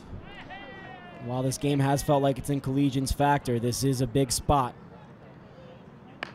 Rounded right back to the mound. Fumbled for a moment, but able to recover as Hauser as he gets the out at first base. That's exactly what you want if you're the Browns. Keep it in front of you, keep the run from scoring, and get the out. There was a bobble out there from the pitcher, but it was while he was looking at the runner at third to look him back to make sure he didn't get home. And the bobble, while not preferred, did enough of the job to keep the runner at third and keep the runner at second while getting that second out. It'll be up to Chris Amador to drive in these runs now. 0 for 3 day for him, has reached on an error, has a stolen base, but 0 for 3. Swing and a miss there at an outside fastball. Come on, Wood, here we go. As you hear our GM Matt Jensen cheering on his team. 0-1 pitch. That one's high. It appears as though Toledo may come on for the 9th for the 2-out save, as there's no one up in the bullpen currently. 2-inning save, rather, just making sure. Oh. Catch that. Ooh, ow. 2 outs. Tough to get a save on only 2 outs, this one inside. I'm oohing and on here because the pitcher fell off coming off the mound. Lucky it didn't hit the batter, Amador, and the umpire making fun of everyone, saying, is everyone okay? And, you know, typically you'd say, well, first base is open, maybe walk him, the hit by pitch doesn't hurt us all that much, but the guy behind him, Johnny Dowse, has been on base 3 times. Might hear from him in a bit, we'll see. And stay tuned certainly for that walk-off interview after the game. Jake will head down to the field and catch up with a select collegian from the game. Player of the game. That's right. Johnny Dowse certainly making his case heard. This one outside. Eventually our social media profile will grow large enough where we can have some of you fans maybe vote on that on Twitter. Jack, well, I'm looking at Jack, our PR guy. He didn't hear any of that, but that was a good idea. That's not a bad idea. Maybe we'll implement that. Look out, and you can follow us on Twitter as you see the swing and miss there at Boulder Collegians. Same handle for Instagram, Twitch, you name it. And a couple of those platforms, Facebook and YouTube. If you're watching right now, of course, you know about those. 3-2 count here to Chris Amador. Runners at second and third. Huge spot. Collegians looking for some insurance, up 6-5 in the bottom of the 8th. Amador fouls this one back to the screen. Yeah, that's what you do. If you don't like the pitch, you see another one, and in a big spot like this, you got to get your pitch. I know you're protecting the plate with 2 strikes, but there's still 3 balls and 2 outs and runners on. You got to make sure you get this pitch. I'd rather strike out looking at a pitch I didn't want to hit here than swing at something I didn't want to. 3-2. Hauser ready. Here it comes. Fouled away again. Is battling up there as Amador. We talked about in his last at-bat. He's had an 0 for 3 night, but he's put together some really nice at-bats. Nothing to hang his head about. And a chance to break this one open a little bit more for the Collegians. Up 6-5. Runners at second and third. 2 away and a full count here to Chris Amador. Hauser ready. Here's his payoff pitch. Swing and a miss. He got him. Nice pitch there from Hauser as he works out of the inning scoreless. So James Hauser does his job, and now it'll be up to the Collegians to hold the lead at 1 as they look to get the win here on opening night when we come back.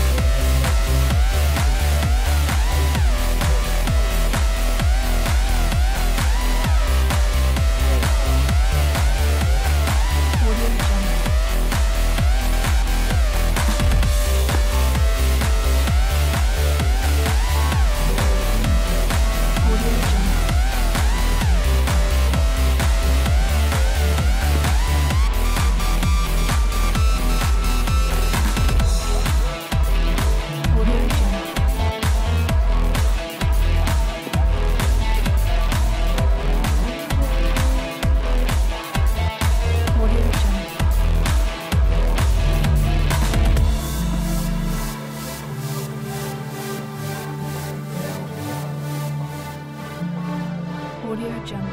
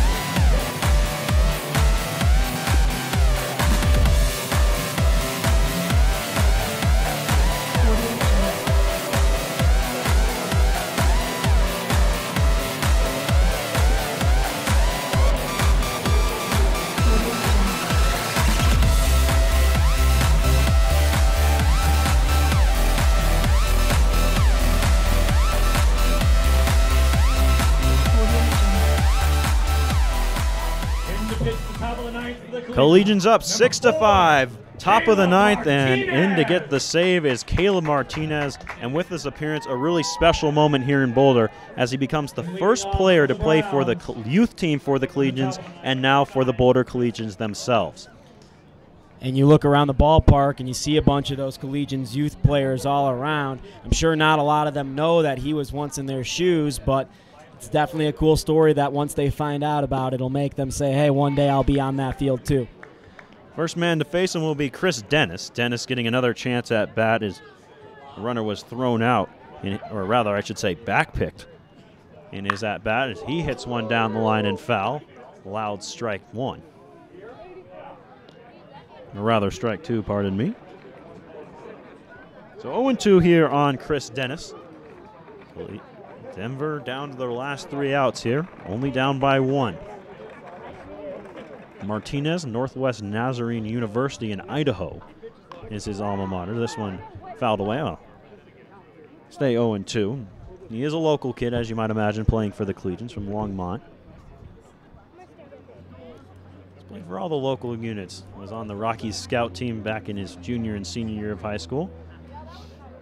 He's quite a player. 2.52 and 2.71 ERA in those seasons, respectively, here in the state of Colorado.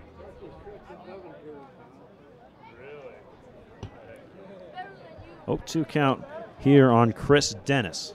Caleb Martinez going to get the save here on opening night. This first out of the ninth inning is always the key one. That's how the rest of the inning normally goes. I would be curious to see the percentages on that. I don't know the exact percentage, but you're definitely right. Feels like 100% of the time someone gets on with a one-run game, it ends up tied or the other way. And when they get out, it seems like, well, you got 2 outs to work with, but nothing seems to happen typically. 0-2 here on Chris Dennis as Caleb Martinez looks to get that key first out. Ready, here it comes. Reaching out for it is Dennis, poking this one towards the line. Long run in left field. That's a foul ball. Wow, foul. That was called a foul ball, and the Denver Browns players still running. Everyone in the Browns dugout thought that was fair. I thought that was fair. I think everyone in the press box up here thought it was fair. Lost it in the corner there, and so just relied on the umpire. He said it was foul, and, well, his word is the rule here. No New York to throw it to double check. Well, I'm throwing it to our little YouTube platform right here, and that was close. Definitely a fair ball in my eyes. We're going to slow it down as much as we can. As it was hit to left field, it was right on the line, and it looked like it was a fair ball, Ethan. It does appear that way on the replay. Umpires have done a fine job all night. Tough really there with the two-man crew. He has to get out from behind the plate and make the call. Well, the key is there as an umpire, you actually stay behind the plate because your angle is lined up right directly down the line if you stay behind the plate and shift your view towards the edge of the plate. But that is definitely a huge call in this game with the Collegians only ahead 1 run and an 0-2 count already on the leadoff batter in the ninth. So Dennis will have to come back and take another hack at it. 0-2 on him still. As he pops one foul. Giving it a look is Hudson, but that one will get into the crowd right around the concession stand. Look out over there. Don't want to drop your Collegians burger prematurely. Or your Collegians cap, which you can pick up here at the ballpark. Your next opportunity to do just that will be tomorrow night, 5:30, a doubleheader against the Fort Collins Foxes. Can't make it out to the ballpark? We've got you covered right here on YouTube, Facebook Live, Periscope, and Twitch. 0-2 count here to Chris Dennis. Martinez just maybe overthrowing a bit there as he misses high, 1-2. Well, 2 foul balls there will do that to you, especially one that looked like it was going to put somebody in scoring position to start the inning. Dennis will be followed by Dickerson and Sparks. Sparks, who's been a Collegian killer thus far in this one. That one runs inside, and Dennis thought it may have gotten a piece of him, but no. Martinez has to settle down out there now. 2 real wild pitches. Hudson gives him his signs. 2-2 to Dennis. Here it comes. One line to right, in on it, but backing up and just fielding it on the hop there was Richardson. So Dennis reaches despite the call not going in his favor earlier as he's aboard with the tying run. So all that changes really is a base at most. And in a one-run game, every base, of course, is key, especially when that base gives you scoring position. Kestrel Dickerson, the batter. 0 for 3 for him. Reached once on an error and would come around to score. Chance to drive in a tying run perhaps, or at least move him up. That was the 6th hit for the Browns this afternoon, and those hits have come in bunches, so look out. 9 hits for the Collegians on the opposite side, both teams with 2 errors. Collegians lead at 6-5 here in the top of the 9th. Caleb Martinez looking to get the save. Runner takes off. Throw down from Hudson. Skips into second. Gets past the shortstop, I should say, but behind there to grab it is Hollinger. So all that results is the stolen base, nothing more. Great backup today from Hollinger. Great backup there from Hollinger, and I think what we've learned today is that Hollinger is the Collegians' best fielder this year. He's been all over the place. Meanwhile, Martinez did not look back the runner at all. Massive jump off first base. The catcher for the Collegians really had no shot at picking off that runner moving towards second. Hudson, that's the one thing he wanted to work on was his throwing arm. It's a pretty solid one. Wanted to improve it even more so. Dickerson takes a strike. Tying run is at second. Nobody down here in the Browns' half of the 9th inning. Caleb Martinez looking to somehow work out of this and get the save. 2-1 to Dickerson. Just outside, 3-1.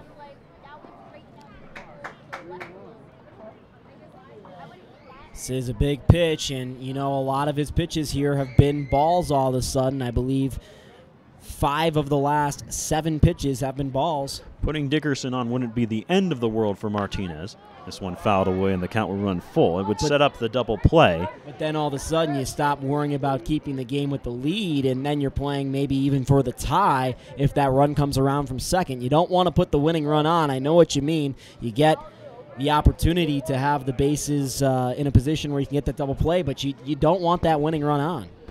Well, it certainly wouldn't be ideal, but first base is open, I guess I should say, and there goes Dickerson down, so it's occupied now. A walk for Kestrel Dickerson.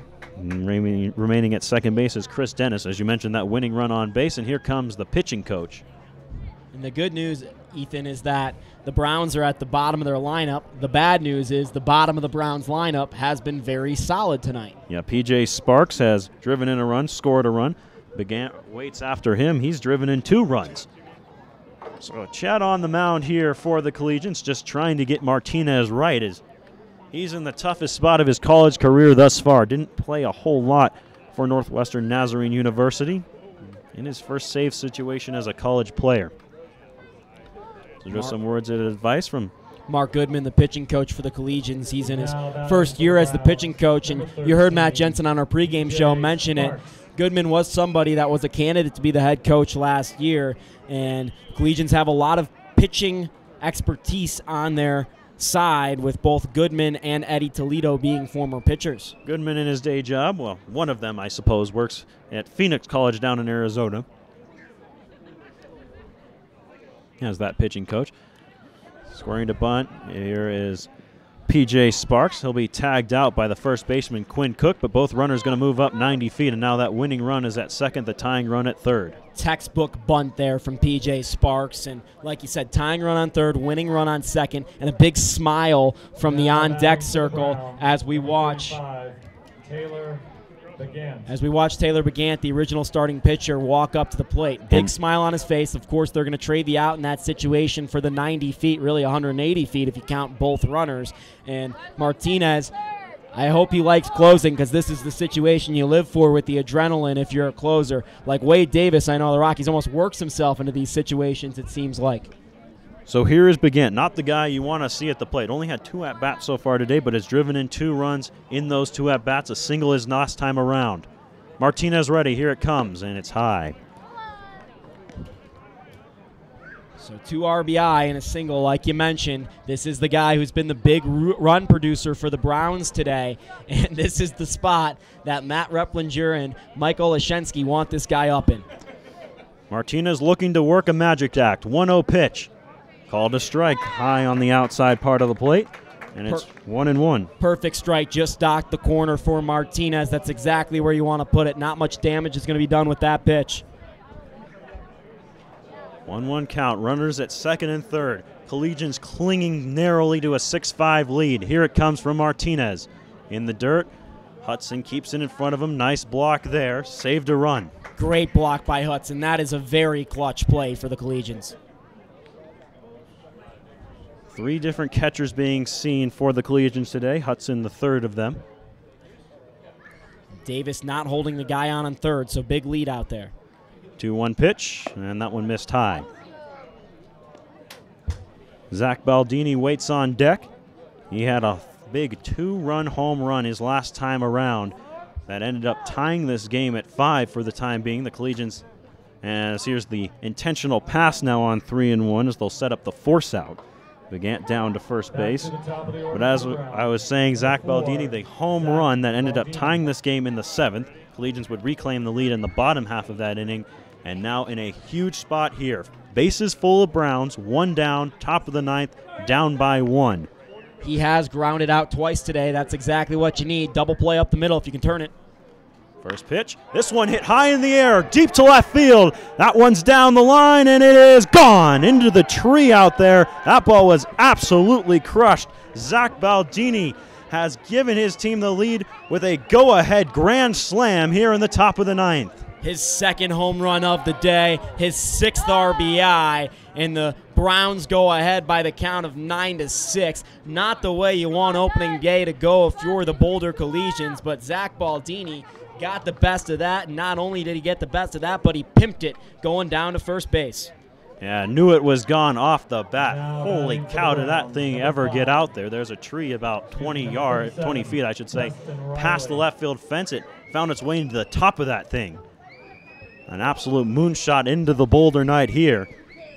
And now Martinez got to go back to work and try and get out of this inning and give his team any kind of shot to come back with Trent Cutler at the plate, who takes a strike. Collegians will have Johnny Dowse up to lead off the bottom half of the 9th inning. He's got 2 hits and a walk on the day. He'll be followed by the top of the lineup, J.J. Reeves and Nick Arrivo. Those are the guys you want up, because down by 3, you got to get base runners on. Those 2 guys that start things have done just that, get on base. 1-1, swing and a miss. Went after a pitch low in the zone. Well, that's going to be a pinch hitter. We apologize here, and that's Preston Riley who's taking his hacks now. He's got a 1-2 count on him. He comes in to hit for Trent Cutler. This one fouled right back. That one actually into our shotgun, Mike, as he got moved a little bit down there. 1-2.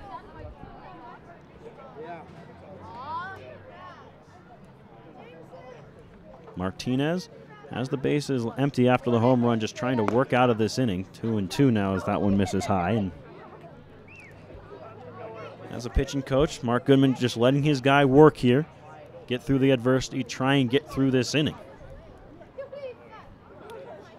A 4 spot here in the top of the 9th. Swing and a miss. He goes ahead and strikes out Preston Riley. Riley down on strikes. Not much going right for the Collegians. Even the throw around was kicked into left field.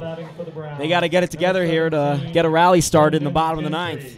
Brendan Gentry stands in the way of starting that rally. Need one more out in order to get to the bottom of that ninth. Gentry 0 for 2 today, has gotten on base twice, has been beaned, and drew a walk. First pitch to the backstop, misses outside. Oh 1-0 delivery from Martinez. Swing and a miss.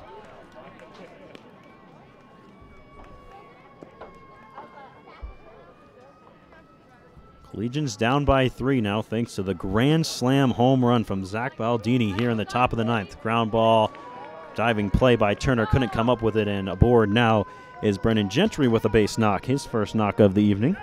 This nightmare ninth inning just won't end. 8 runs in the 7th and 9th innings combined for the Browns. The Collegians had held them down all game, but you got to finish it off, and the Collegians have been unable to do so here. Now down by 3. And with that hit, the Browns are also sneaking up on the hit total by the Collegians. Now it's 9-7 in favor of Boulder. It's a very little concern here, though. Down 9-6 are the Collegians in the top of the ninth.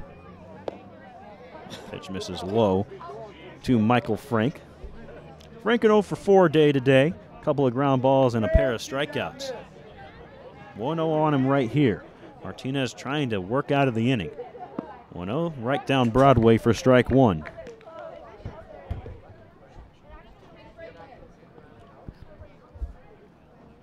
One and one on Michael Frank. Martinez looking to work out of the inning right here.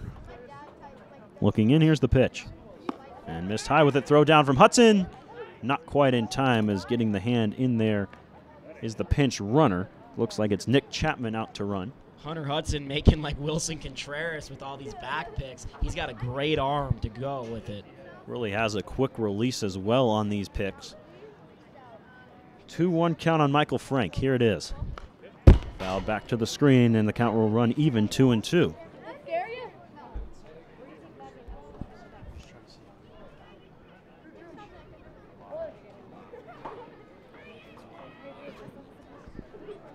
Martinez looking to give his team a shot here in the bottom of the ninth. Popped high down the right field line. Cook going back on it, but this one is well out of play into the parking lot. So it'll stay at 2-2 here on Michael Frank. Collegians down 9-6 in the top of the ninth. Zach Baldini, a grand slam home run that put his team ahead earlier on in the inning. An absolute moonshot down the left field line. His second home run of the afternoon now has recorded 6 RBIs.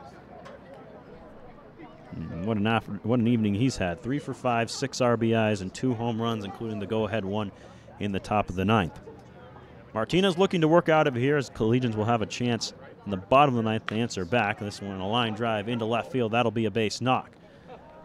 So Michael Frank reaches on the single. Up to second goes Nick Chapman.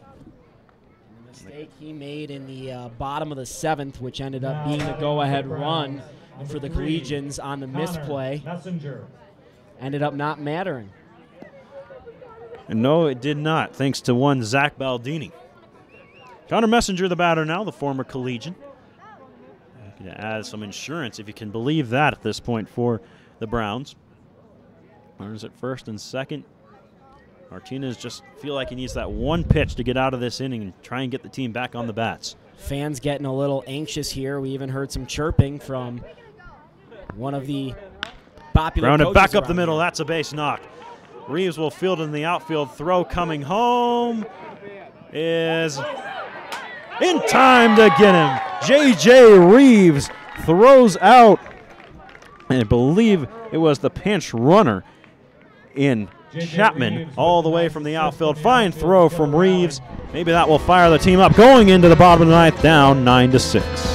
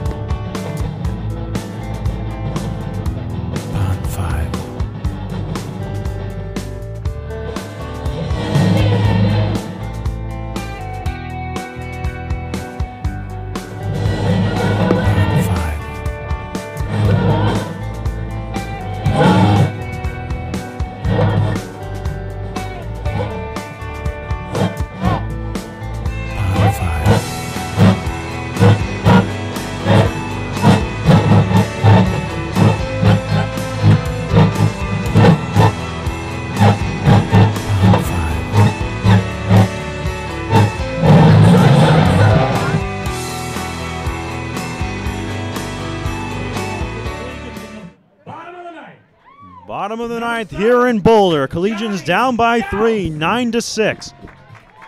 Rally time here at Scott Carpenter Park. Johnny Dowse will begin things for the Collegians, the 10-hole hitter, followed by J.J. Reeves and Nick Arrivo. These are the guys you want to see up here down by 3.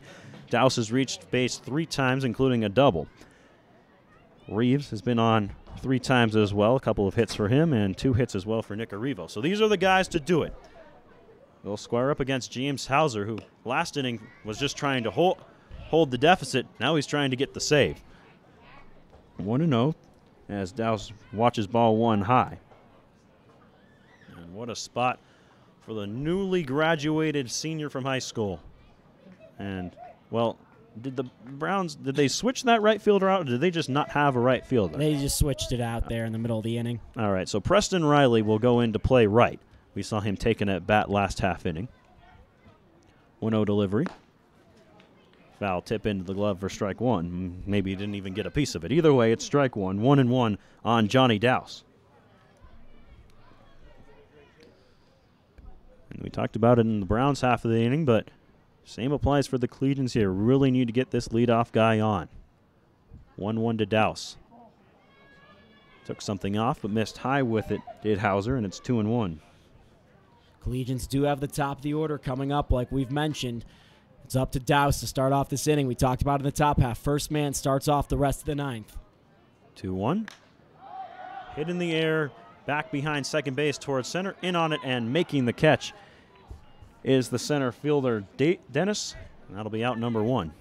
Back to the top of the order for the Collegians. First time Johnny Dowse has been retired today. And unfortunately, comes at the worst possible spot. J.J. Reeves will have to try and get something started now. Top of the order for the Collegians. Down by 3, 9-6 here on opening night. A grand slam home run from Zach Baldini in the top of the ninth, giving Denver the lead they currently have. Reeves will watch strike 1. And tough here for Reeves. Tough assignment coming in to face the lefty side armor as a lefty. That is really a tough look as a left-handed batter. Really look for Reeves to go the other way here. 0-1, missed outside with it.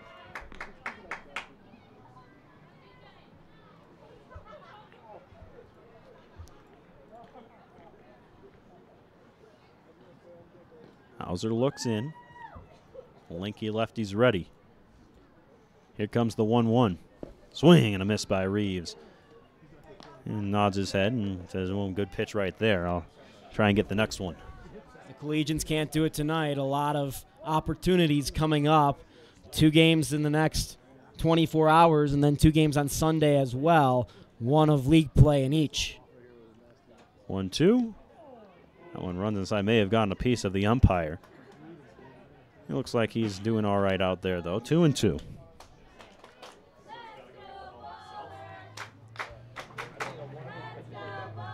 You hear the fans trying to rally the Collegians a bit. Need all the help they can get. Down by 3, 1 down here in the ninth. J.G. Reeves at the plate with a 2-2 count. Thanks to a 4-run top of the ninth by the Denver Browns, in which a grand slam was hit by the shortstop, Zach Baldini. 2-2 here on Reeves. Here it comes. Grounded towards short. Up with it there is Baldini. Throw to first is in time. And things are starting to look bleak here for the home team.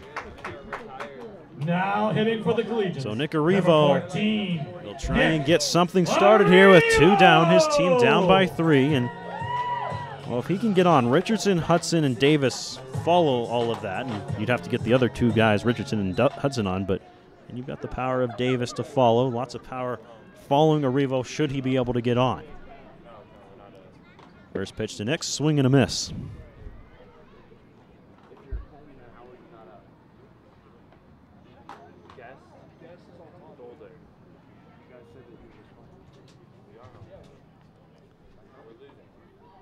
Oh, 0-1 delivery. This one towards right. Settling under it out there and making the catch, and that'll do it, is Preston Riley. And the Collegians fall here on opening night to the Denver Browns 9-6. And Jake Shapiro headed down to the field. We'll keep it right here with you for just a moment. 9-6, the Collegians fall in this one. Hits were about even. 8 for the guests, the Denver Browns, 9 for the Collegians. Both sides had 2 errors. And obviously the difference, Zach Baldini's grand slam home run in the 9th. But don't discount the home run he hit in the 7th either. That tied the game at 4 in the 7th inning. Or excuse me, tied the game at 5 in the 7th inning. Collegians would take the lead in the bottom of that half inning, and then, well, Zach Baldini happened again. And the Browns take the win here tonight. Collegians were able to sweep the Browns last year 2-0, but the Browns get the win here tonight. See y'all tomorrow.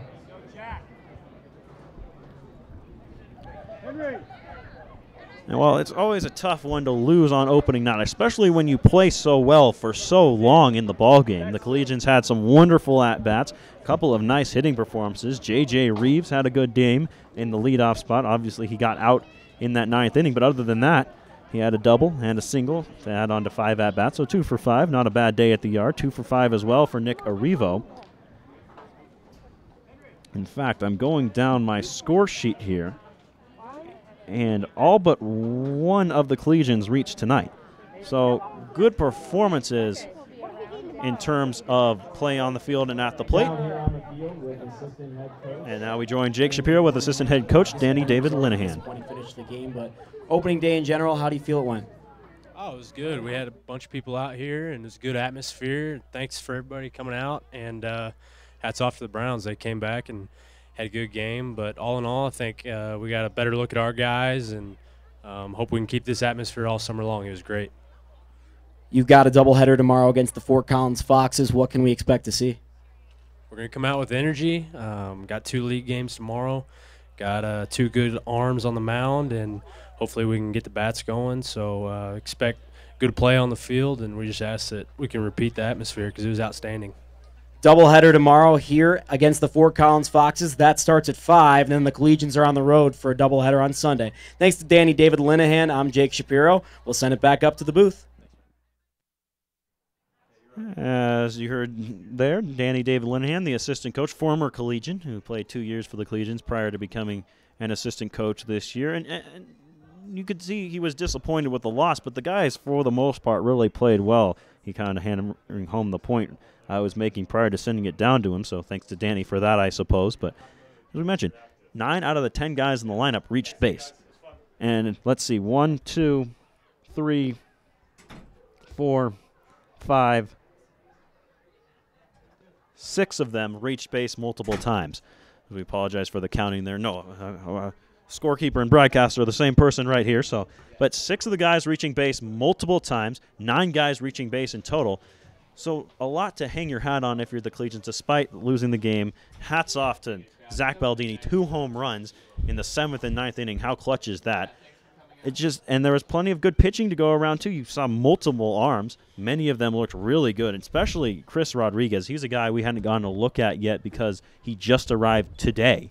And so he came out throwing heat. I mean, Isaac Parks had 2 scoreless innings to begin the game. Jackson Hewlett was good as well. I mean, every single guy who pitched for this team, other than a couple of mishaps, a couple of missed pitches, mainly to one Zach Baldini, looked pretty good. So a lot to hang the hat on if you're the Collegians. I don't mean to get too sidetracked, but why do you hang hats on things? When you don't want it on your head, where else are you going to put it? But, like, why is it a positive connotation of why you hang your hat? I think I might know the answer. Because hanging your hat on something kind of means it's your place, like back in the Old West, or not even the Old West, anywhere when they used to wear hats. You hang your hat on, that's my place, that's my thing. So what you hang your hat on, I guess, kind of turned into a positive thing. Well, anyway, the Collegians' place is here. The time will be about 5 o'clock tomorrow. Ethan Jordan will have the call. That'll be 5:30. We'll be on the air at 5:15-ish. 5:15, 5:20-ish. We'll have the call. Facebook, YouTube, Periscope, and Twitch.